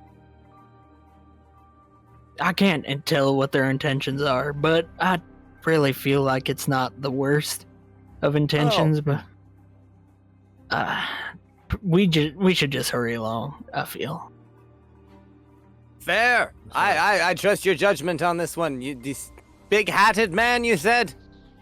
Yeah, wide brim hat. He carries a rifle similar to mine. Well, from what I can tell.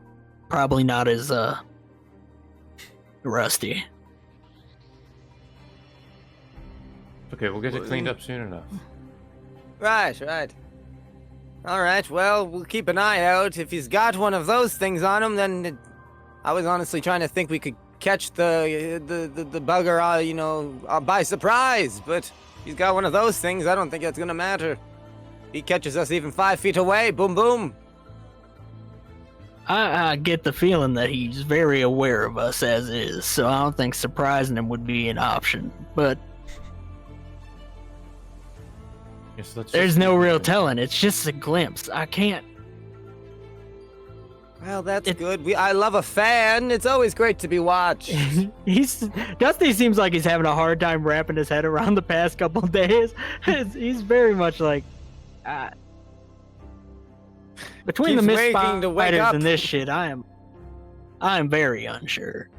I understand. It's been a stressful few days. Yes, it has.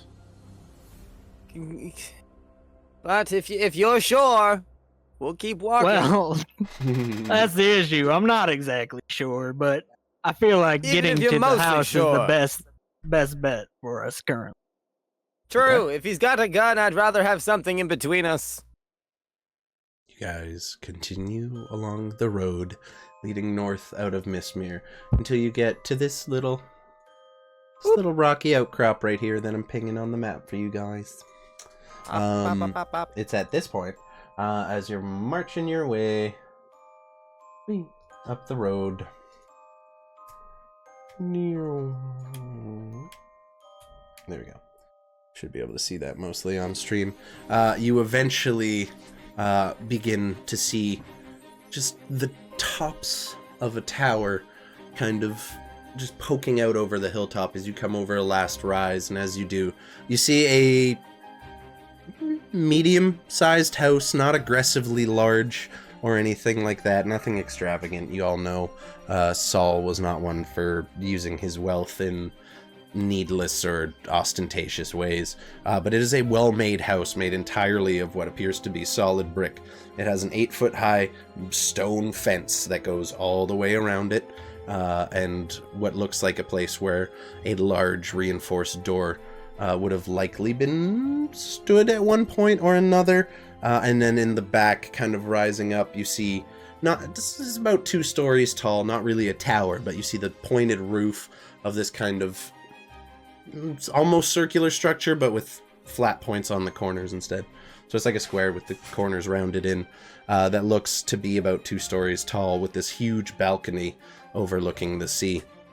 You see these, what look like lanterns around the outside of it, but they're all off. No light coming from them whatsoever. They look similar to the ones that you saw at Fort Mistmere around the Trudge Hill Trading Co.'s kind of section of it. These kind of weird lights that are all connected with these thin wires that seem to run all along the walls, and you see them connecting to the house, kind of hanging loosely in the wind, blowing ever so slightly as they do. And you approach and make your way up the fairly thin, maybe 3 to 5 foot wide gravel path that winds around to the front, and as you kind of approach the front gate, you see that the gate, the door that would have stood here, has blown entirely inward, is still chained in the middle, and has just been blown off the hinges and kind of fallen down onto the ground here. You see the front door is also just hanging ajar. The windows have all been boarded up, similar to how you've seen in Fort Mistmere, and there is nothing but darkness. It is still technically daytime, but the sun, as usual, is just covered by these rain clouds that are almost ever present. Like, it's rare you get to see a good beam of sunlight here. Also, Kieran rolled the weather check for that. You can blame him. The rain still falling lightly on you as you guys stand there outside. You see rain trickling off the roof and landing loudly on the ground around you. The ocean kind of kicking waves against the cliffside about 60 to 80 feet down, and the wind just lightly rustling through the trees. As you all stand before the shattered gates of the home of Saul Morderas. You had your hand up, Xechas. Yeah, before we go through the gate, I just want to get down on the ground a little bit, not like kneeling, but I want to look down and see if there's any evidence of recent people coming in and out. Roll me a survival check to see if there's footprints. At disadvantage, because it has been raining and this is mostly mud. Very hard to see anything. It's just kind of smoothed out at this point, but you never know. You don't see any humanoid footprints at this point. They've long since washed away. You do, looking around, see the occasional animal footprint, and you do see a set of tracks that looks like it leads into the open door that appears to be decently large, probably belonging to one of many animals that probably wandered into the home now that it's been abandoned. That's fine. All right, not seeing any humanoid footprints, though. Sure. Yeah, the door is just kind of hanging there, kind of every occasional just swinging lightly in the wind. And all you see is darkness from within. Well, this is it. I suppose this is where we'll be calling home. For a little while, at the very least. It looks Gonna look at the door. nice. A Oh, little that'll be bit an of easy repairing. fix. Yeah, it's good. It's got good bones. That's what people say about houses when they're not great, right? They've got good bones. Sure. I think so. Well, let's go inside. You just walking right in? Yeah. I'm gonna pick up a stone and do my magical tinkering thing. Make it light. Oh, nice. Okay, So as you put I it in can your see. hand, casts a little 5-foot zone of light. And that lasts forever. Oh, You watch as On Xechas top just the kind glowing of rock now. tinkers on this rock until his hand, kind of sitting in the palm, begins to glow. He has a rock that just sheds a dim 5-foot radius light around him so he can see. full of surprises, this one. Huh? Just so that I can see at least. Hey, I can't see in the dark either, only if I turn into something again. No, I have relatively good vision, at least. I can lead the way. Awesome. After you. Fantastic. Okay. I do have concerns about the gate being down. I feel like perhaps I should have scoped out a little bit more. See if there's anything that came in, but I'll just be wary. And I'm gonna raise my gun as I start to walk Yeah, towards just the door. shoulder the weapon and kind of... It's a musket, so it's pretty long and kind of awkward to move around Well, the door's indoor open. spaces. I'm using it to push the door. Like, okay, I get you. You watch as Dusty kind of pushes his way into the door using the butt of, or the tip of his musket, kind of open it. It creaks open all the way. A thin beam of dim light making its way into the house, kind of lighting up this central table, which you see is piled high with books. Some have spilled onto the floor, some are open, some are closed and just piled on top of each other.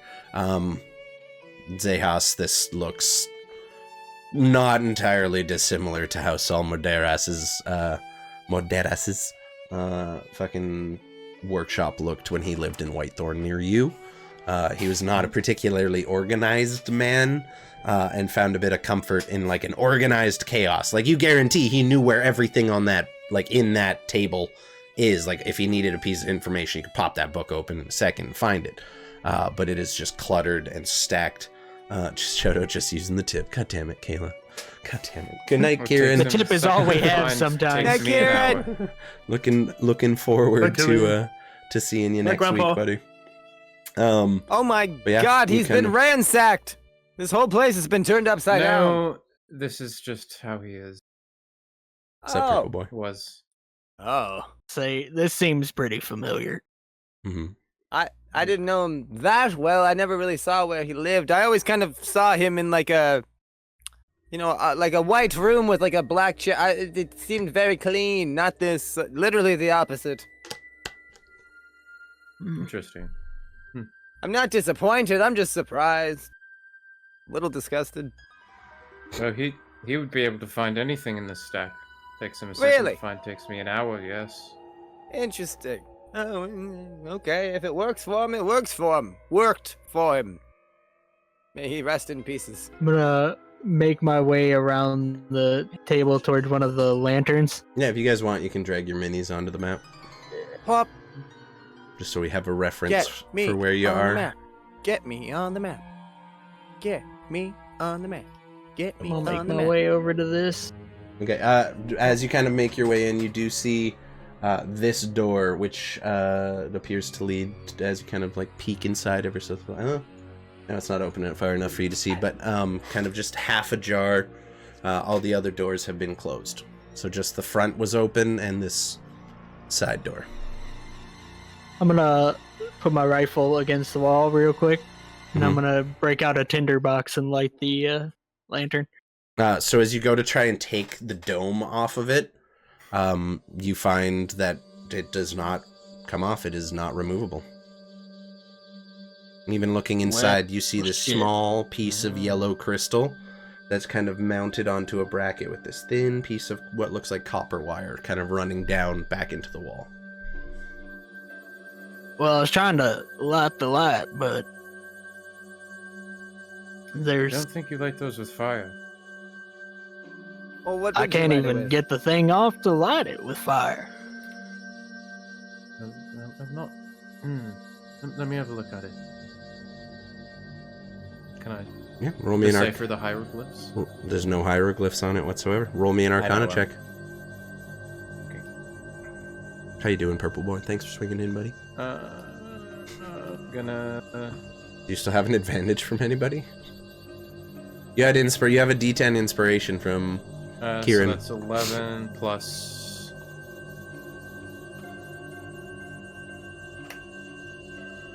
21. Oh, shit! Oh! Thanks, Kieran. So. Thanks, Grandpa. Damn. Thanks, Grandpa. Thank you, Grandpa. Thank Grandpa. So you would know this as an Arkstone lantern. It was what I thought it was. Mm-hmm. and what is that? Yeah, you'd know the name, and that they're being more commonly used now, especially on this continent, where magic isn't as prevalent. Would I know if it's that power honorable or not? You would, but you would imagine that it would have to have a power source. Like this is these hold a charge, and this is definitely has no charge running through it whatsoever. But you can tell by the wire that there must be a power source somewhere. Like the wire goes right back into the walls, and as you look, there's wires fixed up to all the corners of every single room, just running into holes in the walls and disappearing entirely. Almost like cobwebs. Yes.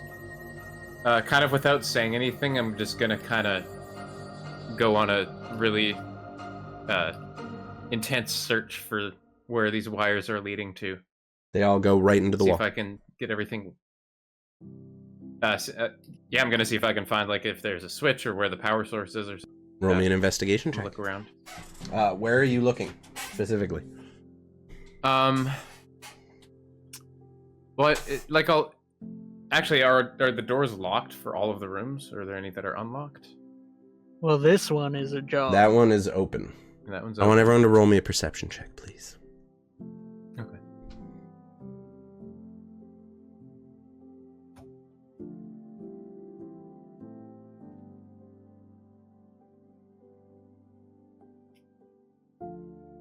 I had an extra There it is. advantage. Why not? Sure.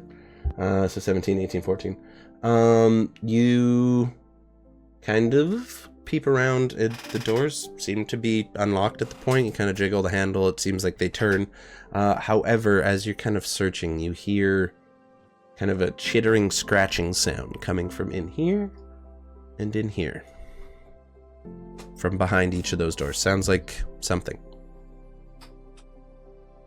Oh no. The hell was that? Well, I think we have some critters to deal with. Oh good. All right. If you're having trouble seeing, I advise possibly lighting a light source at this point. Maybe a torch or something. Whatever suits your fancy. I have one idea for this. Boop. You have 10 feet of dim light with that enchanted stone now, right? Yeah, 5 feet of bright, 5 feet of dim. So yeah, hardly anything. 10-foot radius of light. Yep. If you want, can you put a little radius on your dude? I don't remember how we did that before. There was a Circle way. thing.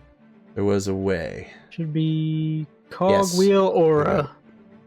10-foot token aura. Okay, so we'll do 5 foot of yellow, and then 10 foot of orange for the dim.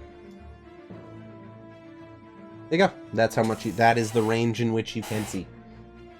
Okay. Perfect. Can I make that more opaque? No. Okay. But that's approximately, well, that's a ferret. I didn't want that there. Oops. That's approximately what you can see. I'm going to turn it off for now just because it's a little obnoxious. Yep. Obnoxiosa. Okay, I'm gonna... I think I can do this, 2 more times. God.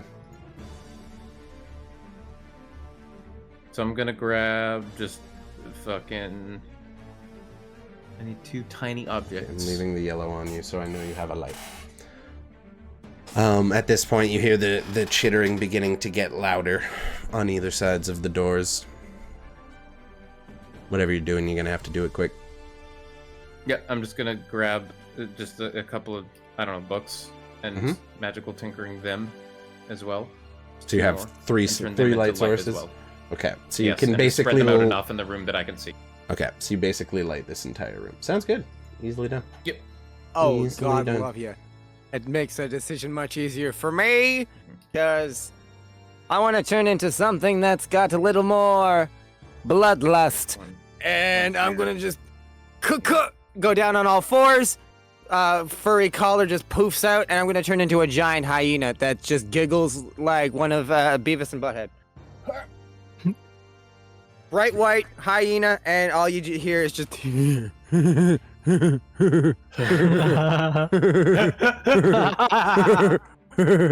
Fucking hate that.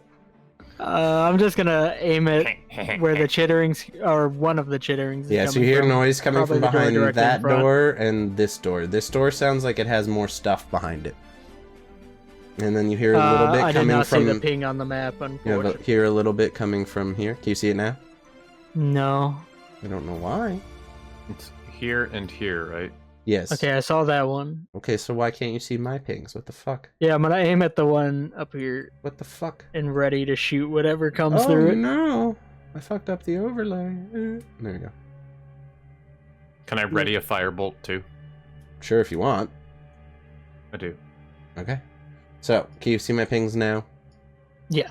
Okay. Yes. So you heard something coming from behind that door, behind this door, and behind this door. Oh. I'm over here then. Well, with that now knowing the pings, I'm gonna move up to here and aim at the door below. Fair enough. Okay, we're a hyena. Love that. Okay, the door is closed, but you kind of just aim the musket straight at it. You still have no idea what you're dealing with. Who's going to open it? I go to bop it with my head. Which door?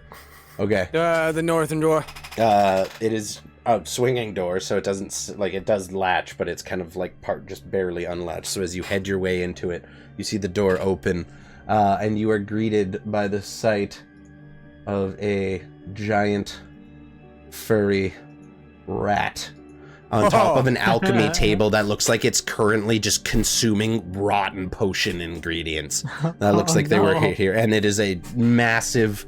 it's considered a medium creature, which is way larger than any fucking rat should be. And it's just standing on the table, and as you nudge the door open, it looks at you and just goes, "Ah!" and just lurches towards you.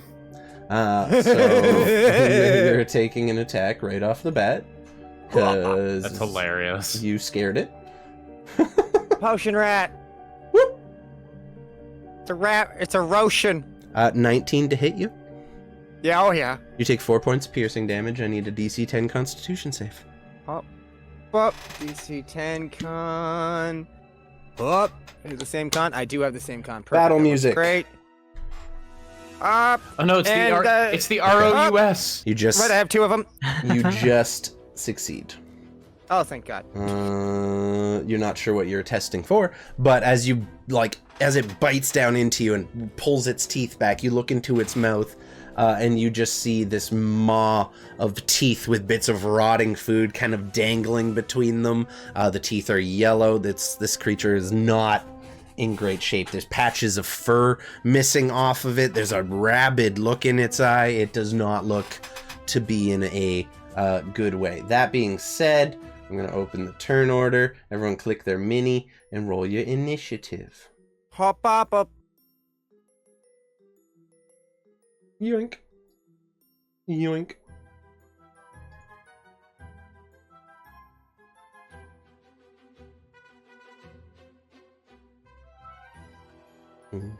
Yeah, they're the rodents of unusual size. Which swarm From does the it- dread swamp. Or from the fire swamp. Straight up. There we go. Okay. So I will leave that like that. Is everyone rolled? Dusty, Xechas, I see no Vite Carl. Coming. And up. Not bad. Love that. Okay, so descending order. Starting from the top, Dusty, you see Hyena Vite Carl push his head through the door. As the doors swing open, you hear a screech from some rodent-like creature, and you see a mass of fur with some bald patches and just gnawing teeth launch itself off of a table towards Vite Carl, the hyena, and sink its teeth in real quickly and pull back. It is your turn. What do you want to do? To do the funny thing or to shoot? That is the question. I'm gonna go with the funny thing first. Apologies. I'm gonna cast Speak with Animals on myself.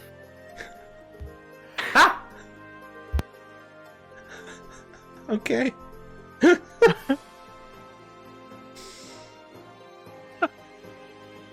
Was they're walking this way? Whoa! Calm down now.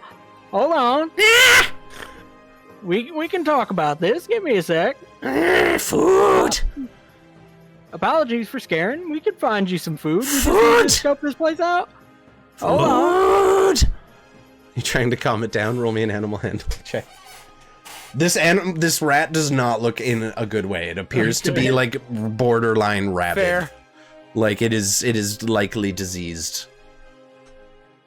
It kind of calms down for a second.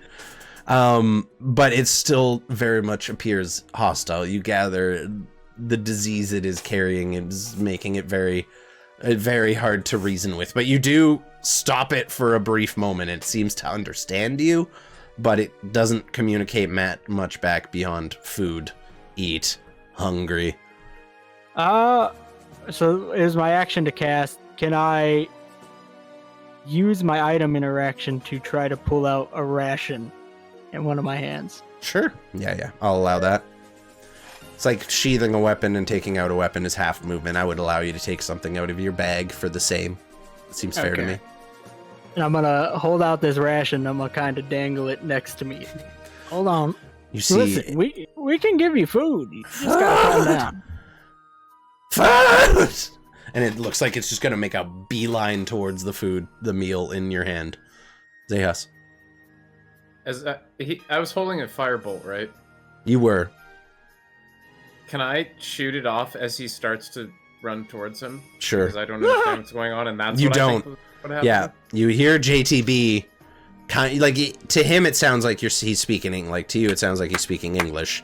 But he appears to be communicating with this creature and not having much luck. And then he dangles a piece of food, and this rabid rat just looks like it's about to beeline towards him. Yeah, poof. Yeah, I don't trust it. I'm shooting fireball. Firebolt. Go ahead and roll. Well, shit. 11? Well, shit.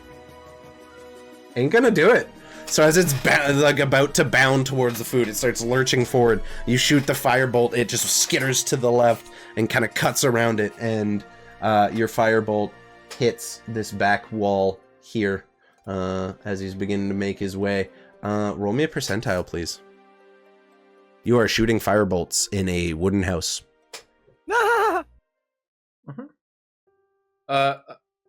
A flammable object hit by the spell ignites if it wasn't being... It just happens. Yeah, I'm rolling a Want me to roll percentile that? to see if you're going to hit the lantern or a door handle or something. 67. So as you fire the firebolt off, missing entirely, and watch as it hits a section of wall with just like some loose wallpaper that is dried and begun to curl off of the wall, and immediately starts burning it. The fire starts small and begins to grow as it just consumes this dry ass fucking wallpaper, and soon the wall will be on fire because nice. I feel like there was better ways to get a light source in this motherfucker. I was going to eat your face. I'm talking to him right now. He's just hungry. Oh my Flesh. god. I'm conversating. This section of wall is now on fire. Okay. No baby Good fire. to know. Yep. And it is dry and it is fucking old, so the shit gonna burn fast. You're gonna want to deal with that. That's all I'm We're gonna gonna say. knock down some walls anyway. That's all I'm gonna say. Dusty, that was your turn. Do you want to move or do anything else? I'll just put the ration. I'll let go of the ration. Okay, it drops to the Like ground. it. The rat's So like, it's on the ground, but it. so I can get my hands on the musket again. Okay, it is next currently looking at the person who just shot fire at it now and appears to be pretty focused on that. Next up, Vite Carl. You watch this whole exchange just happen. This creature bites you, then gets offered some food, and then a firebolt lights the fucking house on fire. What are you doing? I'm biting back. Okay, 21 to hit, that'll hit.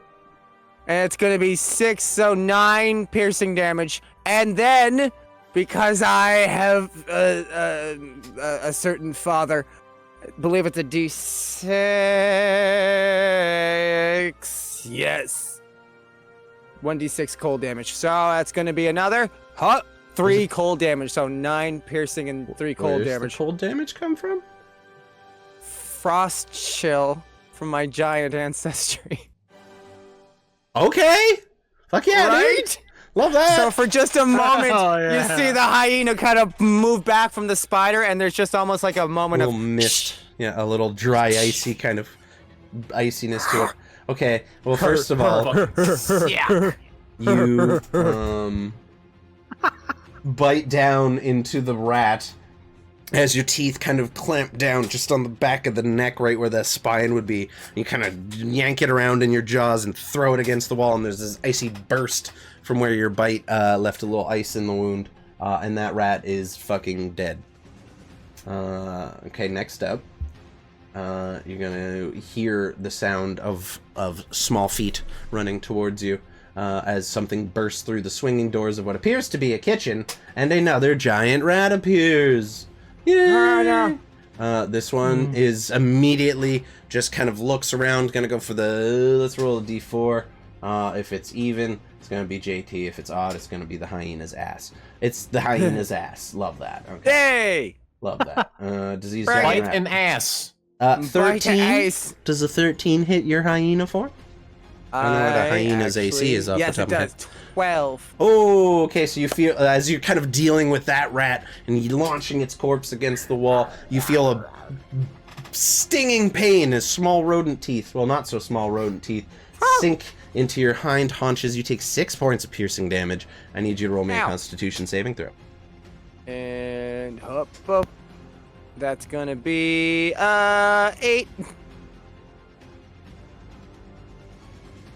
Ow. Okay. Oh.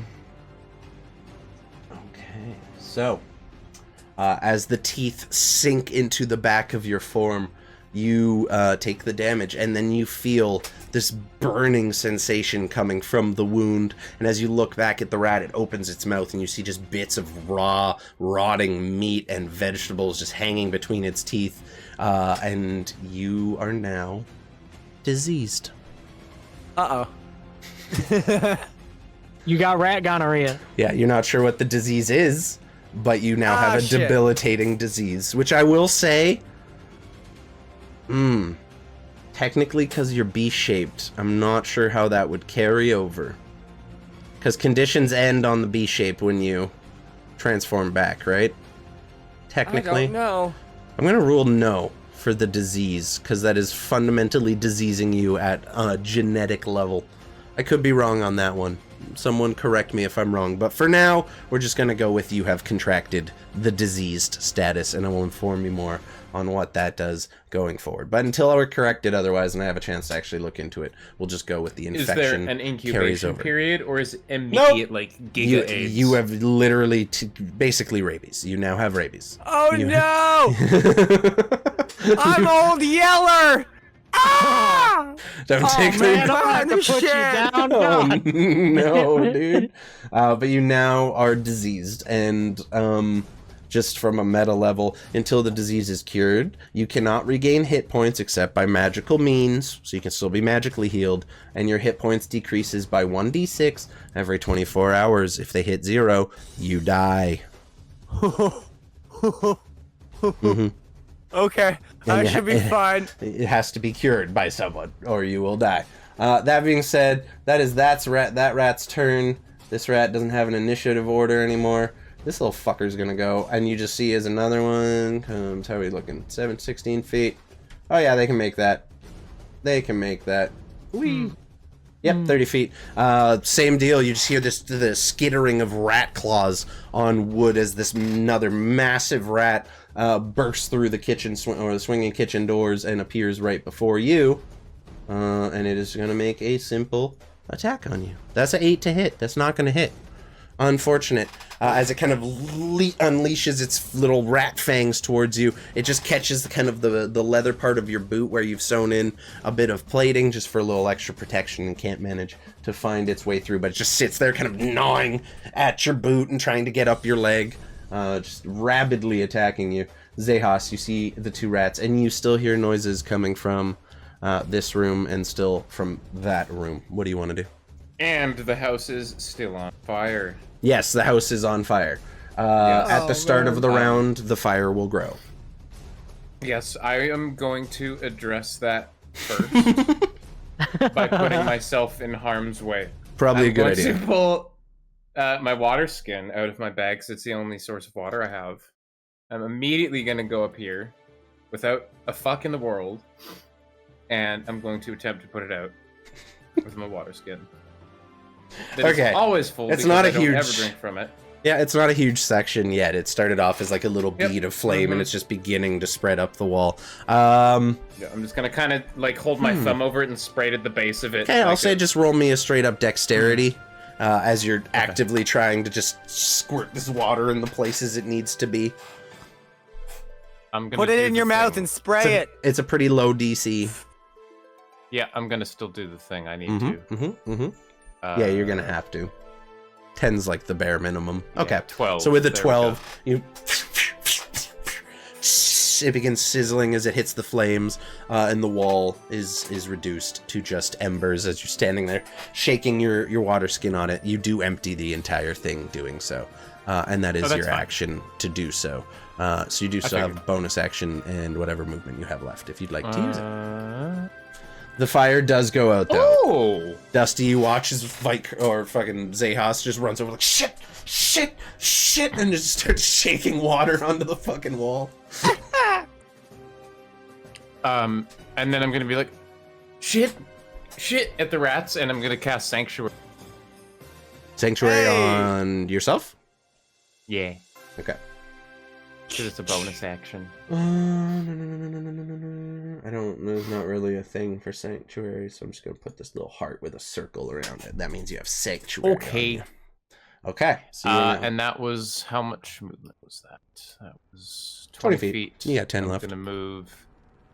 Yeah, down here. okay. As So he you can do, try to attack me if he wants. this little diseased rat is gonna bite at you. That's an 18 to hit. He must roll a DC 13 Wisdom save first, though. Why? Oh. Sanctuary. Oh, DC 13 Wisdom save. That's true. My bad. No. Is unable to Not do touch. so, unfortunately. cannot. Like, kind of whips around to attack you, but before it can clamp your jaws on it, it just kind of...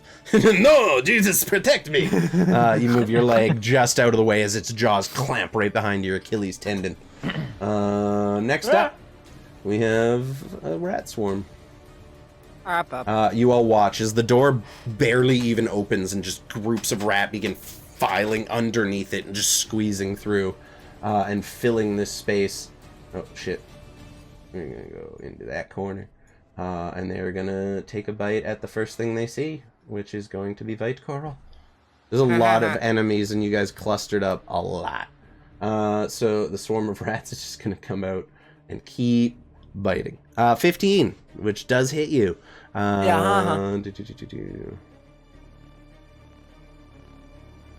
Oh, okay, so the first damage is the one we go with. The second is for when the swarm's at half power. Good to know. You take 7 points of piercing damage, and you don't need to roll a constitution save because you already have fucking disease. Can't catch it if I already got it. Exactly. That'll be it for their turn. Next up, this swarm of rats is just going to be squeezing under the door and run under the table to attack Xechas. Bite 11 to hit you. Also, wisdom saving throw before they even can, right? They don't.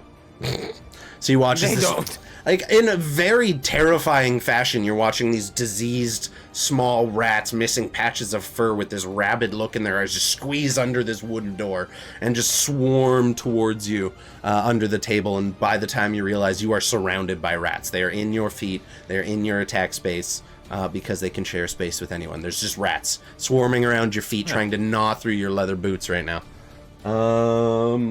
Good. Next up, this one's gonna filter its way out the door to there, run through that space, and Dusty, it is now up in your grill. It's fucking, god damn it! I can't hit for shit today. So you're now surrounded by rats on all sides, with the 3 bigger ones looking in the kitchen and seeing that the other one had been eating what looks like leftover alchemical supplies.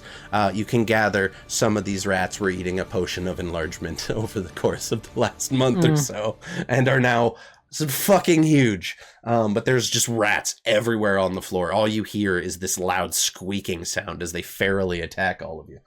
Dusty, you're up. This could pay off, or it could not. We'll find out. I'm gonna step over here. Out of this one's range. And that, I think. Technically you're still in that one's range. That one would get an attack of opportunity, but missed it. Or already did his to Xechas. And that one you're still in range of, so you're good. No attacks of opportunity for you. And then I'm gonna say, I'm real sorry, Vite Coral. And I'm gonna, you're gonna see me with my bonus action take out this special little ball as I cast Hail of Thorns. But it's this ball that has like these thorny, like vine looking things going through it. So let me cast a spell. Just slots it into the musket and cranks the ball down. Aims and I'm gonna it. take a shot at this one in particular. Fuck that guy in particular. Dex save of 12? Well, Natural. hold on, I gotta shoot. I Okay, gotta try to hit him he first. gets a natural 20. 14 will hit. They have an AC of 12. Okay, so that one is gonna take 8 piercing, and then it would be half of the cast, so 3 more on top of that. I'm gonna be honest with you, it don't even fucking matter. They only have 8 HP. The Oh, peace. important part is that every creature within 5 feet of that now has to make that death. Okay, so we have one Including more. Vite Coral, that's why I said sorry. A bite attack, ignore that. Dex save, -1 or natural 1. Swarm of rats, 18. Okay. So the big rat fails, but the swarm of rats just meander around this as these thorns burst out. You all watch as JT climbs on the table with his musket and fires, and there's this ear-shattering boom from within this small enclosed space you're all fighting in. And you watch as the musket ball impacts this rat, blowing it to pieces, but as it does, vines just erupt out of the corpse, kind of taking some of the pieces along with it, and coil around the other groups of rats and the larger rat next to it. How much damage does it So take? everyone 8 points. 12 or over takes Okay. 3 points Okay. of Okay. piercing, and then the one that super failed takes 6. Takes 6? I thought it was 8. Oh no, it is 6. My bad. No, it's So 6. you Yeah. watch as the thorns just wrap around it and squeeze tightly. It is still living, but only barely just. God damn. Good turn. Will that be it for you? Yeah, I'm gonna stand here. That way they have targets other than the other two. Okay, Veit-Karl. After getting hit with this explosion of sharp thorns and vines, what are you doing? And I'm gonna turn around and just start gnawing and snapping at the rats at my feet. Easily Up. done. Good job, nat 20! Okay, you rolled twice, so do you have 2 attacks, I'm guessing?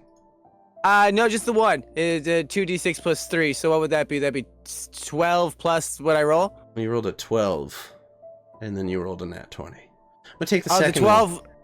The 12 was for, Oh, it was the save. it? My bad. with the dex, yes. My bad. So natural 20. So yes, whatever your dice is, the maximum. And then we just add whatever you roll here to it.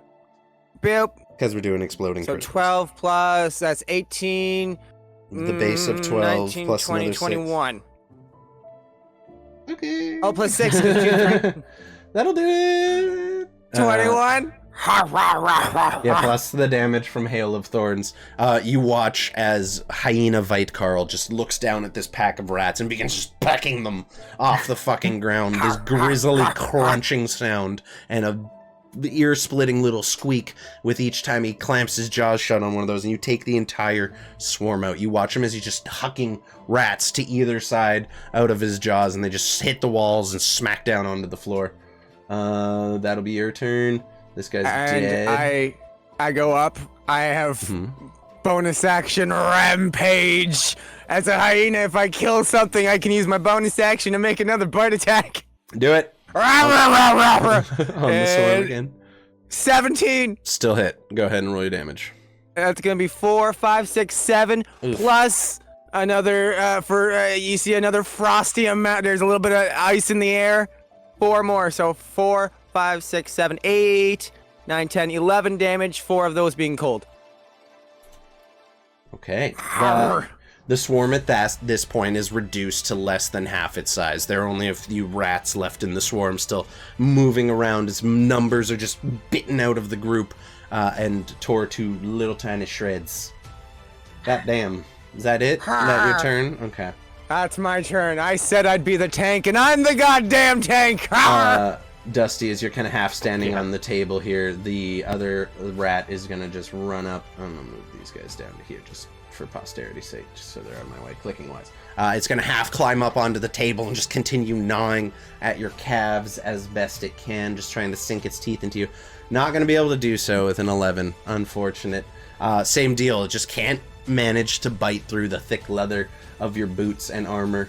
Unfucking fortunate. Xechas, you're up. There's a giant rat half on the table next to you. A swarm of about 20 of them at your feet. What are you doing? Yeah, this is not good. So I'm going to reach into my bag of holding and pull out my dagger and vehicle. I'm gonna offhand my dagger. Okay. And I am going to, with the vehicle, stab at the big rat. Okay. Go ahead. You Flanking. just stab right up. Yep. Flanking with advantage.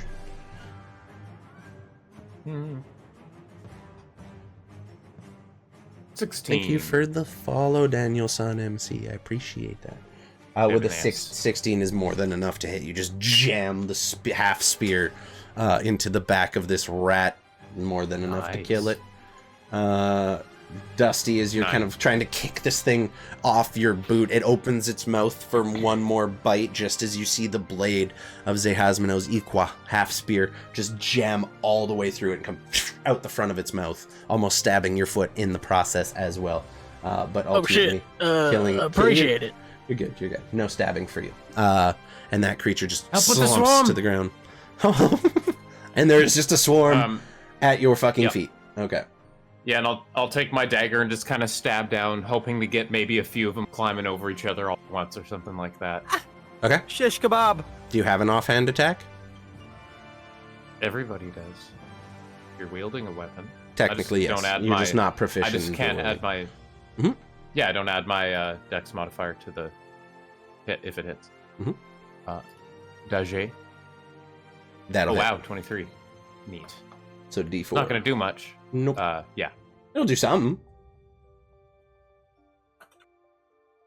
3. Okay, plus... Oh, yeah, so just 3 flat. Perfect. No, just 3. Yep. You just stab down and get right through one rat and kind of pick it up on top of your knife, and it's just like...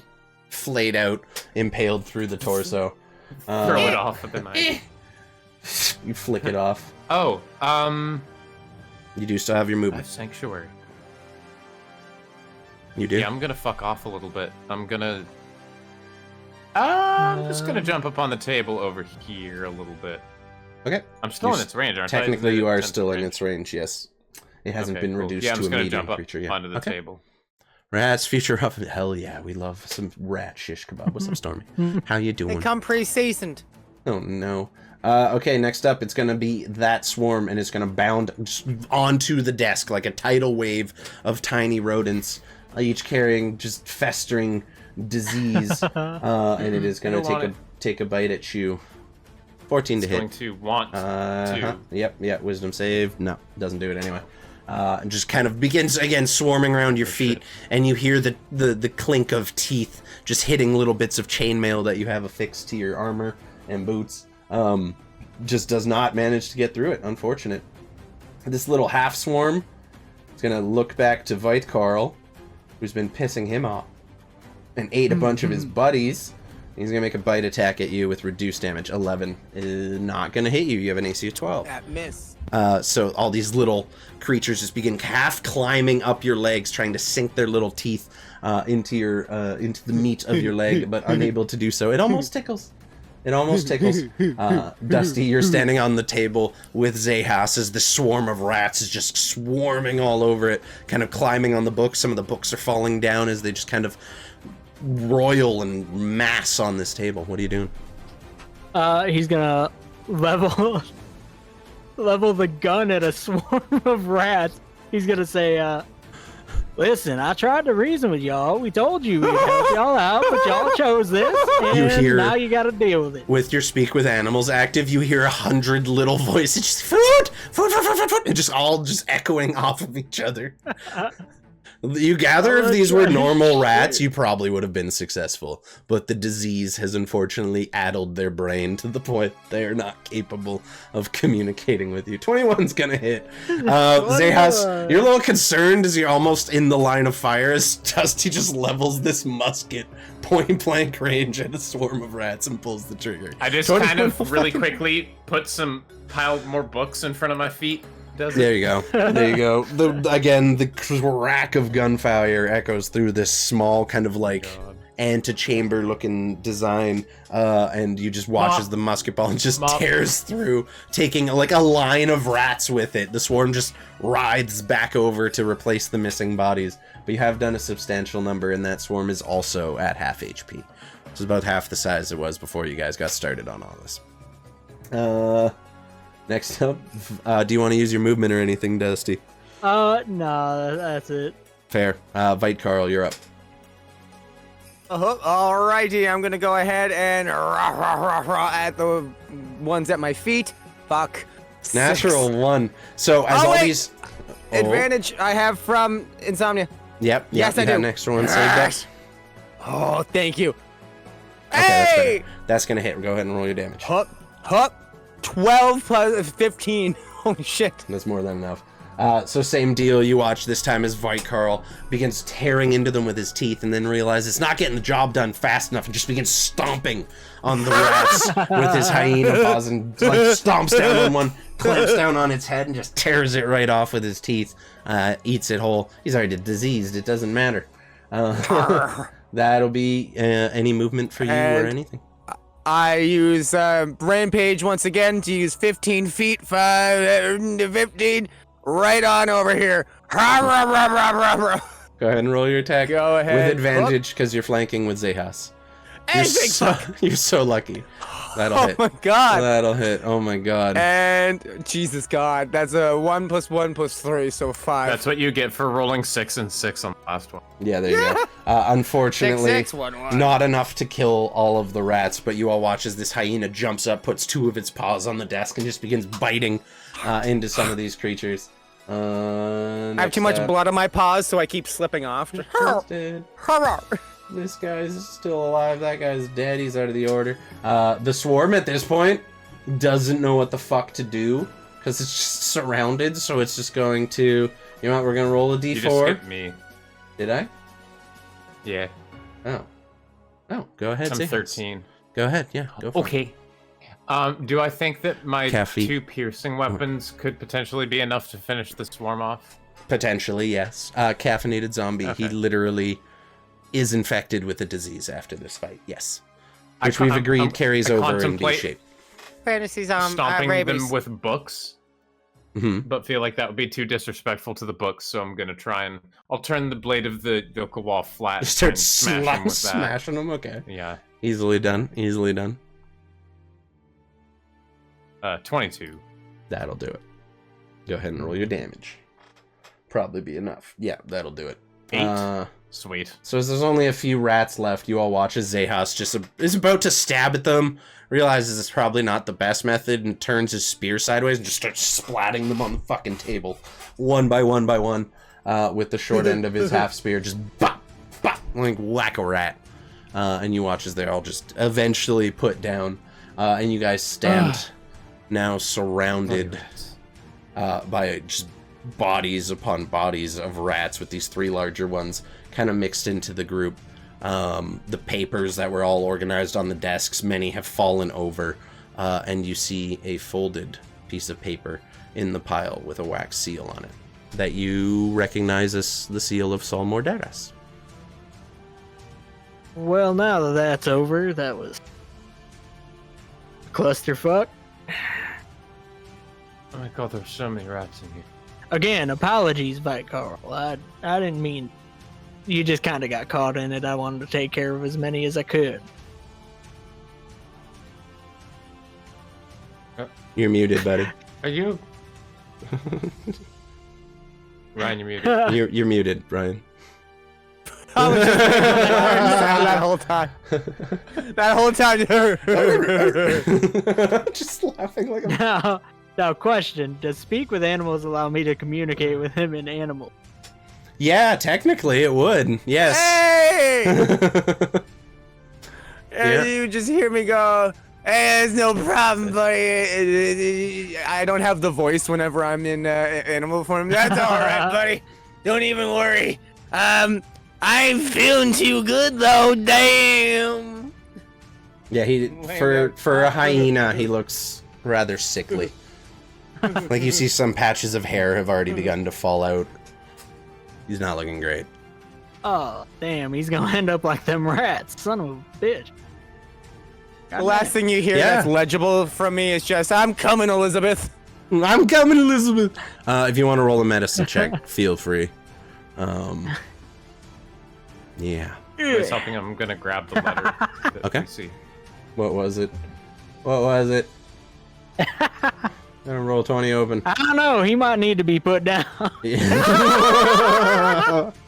Oh no, it's a 4. Yeah, I see. Yeah, I see. You can take your hand down. Yeah, fucking rough. Yeah, you have no idea, but you just see this bite that already has like a pussy look to it. On the leg of Hyena Vite Carl. That ain't looking too good. Oh my god, he's got a pussy. Oh my god. You need to leave. Oh There's- no! Oh my god. Okay. You continue.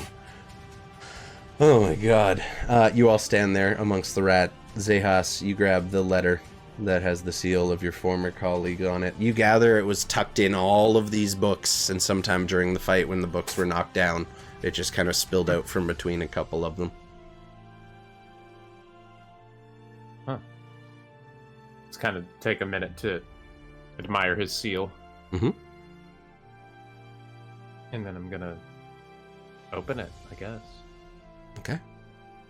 So you open it and find a fairly long letter written in the handwriting of Sol Morderas. It says, "My dearest friends, I am sorry that you all had to meet under such grim circumstances. A world without me in it is something that no one should have to face alone.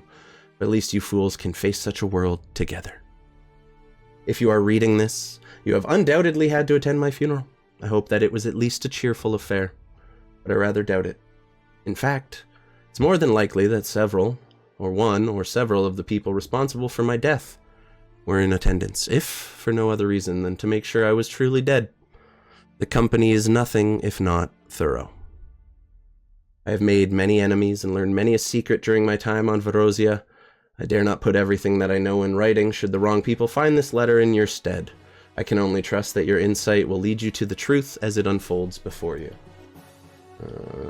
There we go. This island is not what it seems, and the mists hold many secrets of their own, as I'm sure you will see. While I wait for the death that I know is coming for me, I will lay waste to my greatest creation, lest my own secrets fall into the wrong hands. The secret to its revival now lies entirely with the dead. Ironic.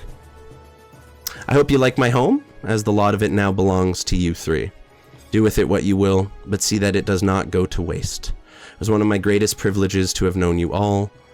I have left you all the tools you will need to open the doors before you. You need only use them. Fare thee well, Sol Moderas. And that is where we will end the session for today. Yo, damn! Oh no. Oh. I'm missing a dead man that never existed. Oh man. God damn this game. That is what we go for here. So folks, I hope you have enjoyed the game. It's 10 o'clock. We like to wrap it up by 10 because some people got to be up early tomorrow. So that'll be it for today, y'all. We always if we thank get a God's no Ouija board, cliffhanger. we can Not call quite yet. Saul. Okay. Well, you know what they say. We better you're Not, not spelt that way. Fuck you guys. That's how I spelt it in my notes, so that's how it's spelt forever. It's Sault. Sol Moderas. Oh. So, Who's doing some streams? So that'll be it for today, y'all. I might be streaming tomorrow. Sam Squat, thank you for the first time chat. I appreciate you. Appreciate everyone swinging in at the end. Y'all the best. Alice, thank you as well. Stormy, Caffeinated Zombie, appreciate all you guys and everyone else who showed up for the stream. I'm not really sure. I'm gonna raid out on Creepshow. We haven't gone in and said hi to Darling Creepshow in a little while. It's been a minute. Let's go say hi. But while we're doing that, I'll give you guys each a chance to say a little bit about yourself. Starting with JT, what do you got going on? What do you want to say to the people? Come check out me and Rusty's playthrough of Baldur's Gate every Saturday/Friday, depending on work schedules. Mm-hmm. Go visit Ryan at his lovely purple house. Say kind words to Chris. And then, there you go. I needed that. Thank you.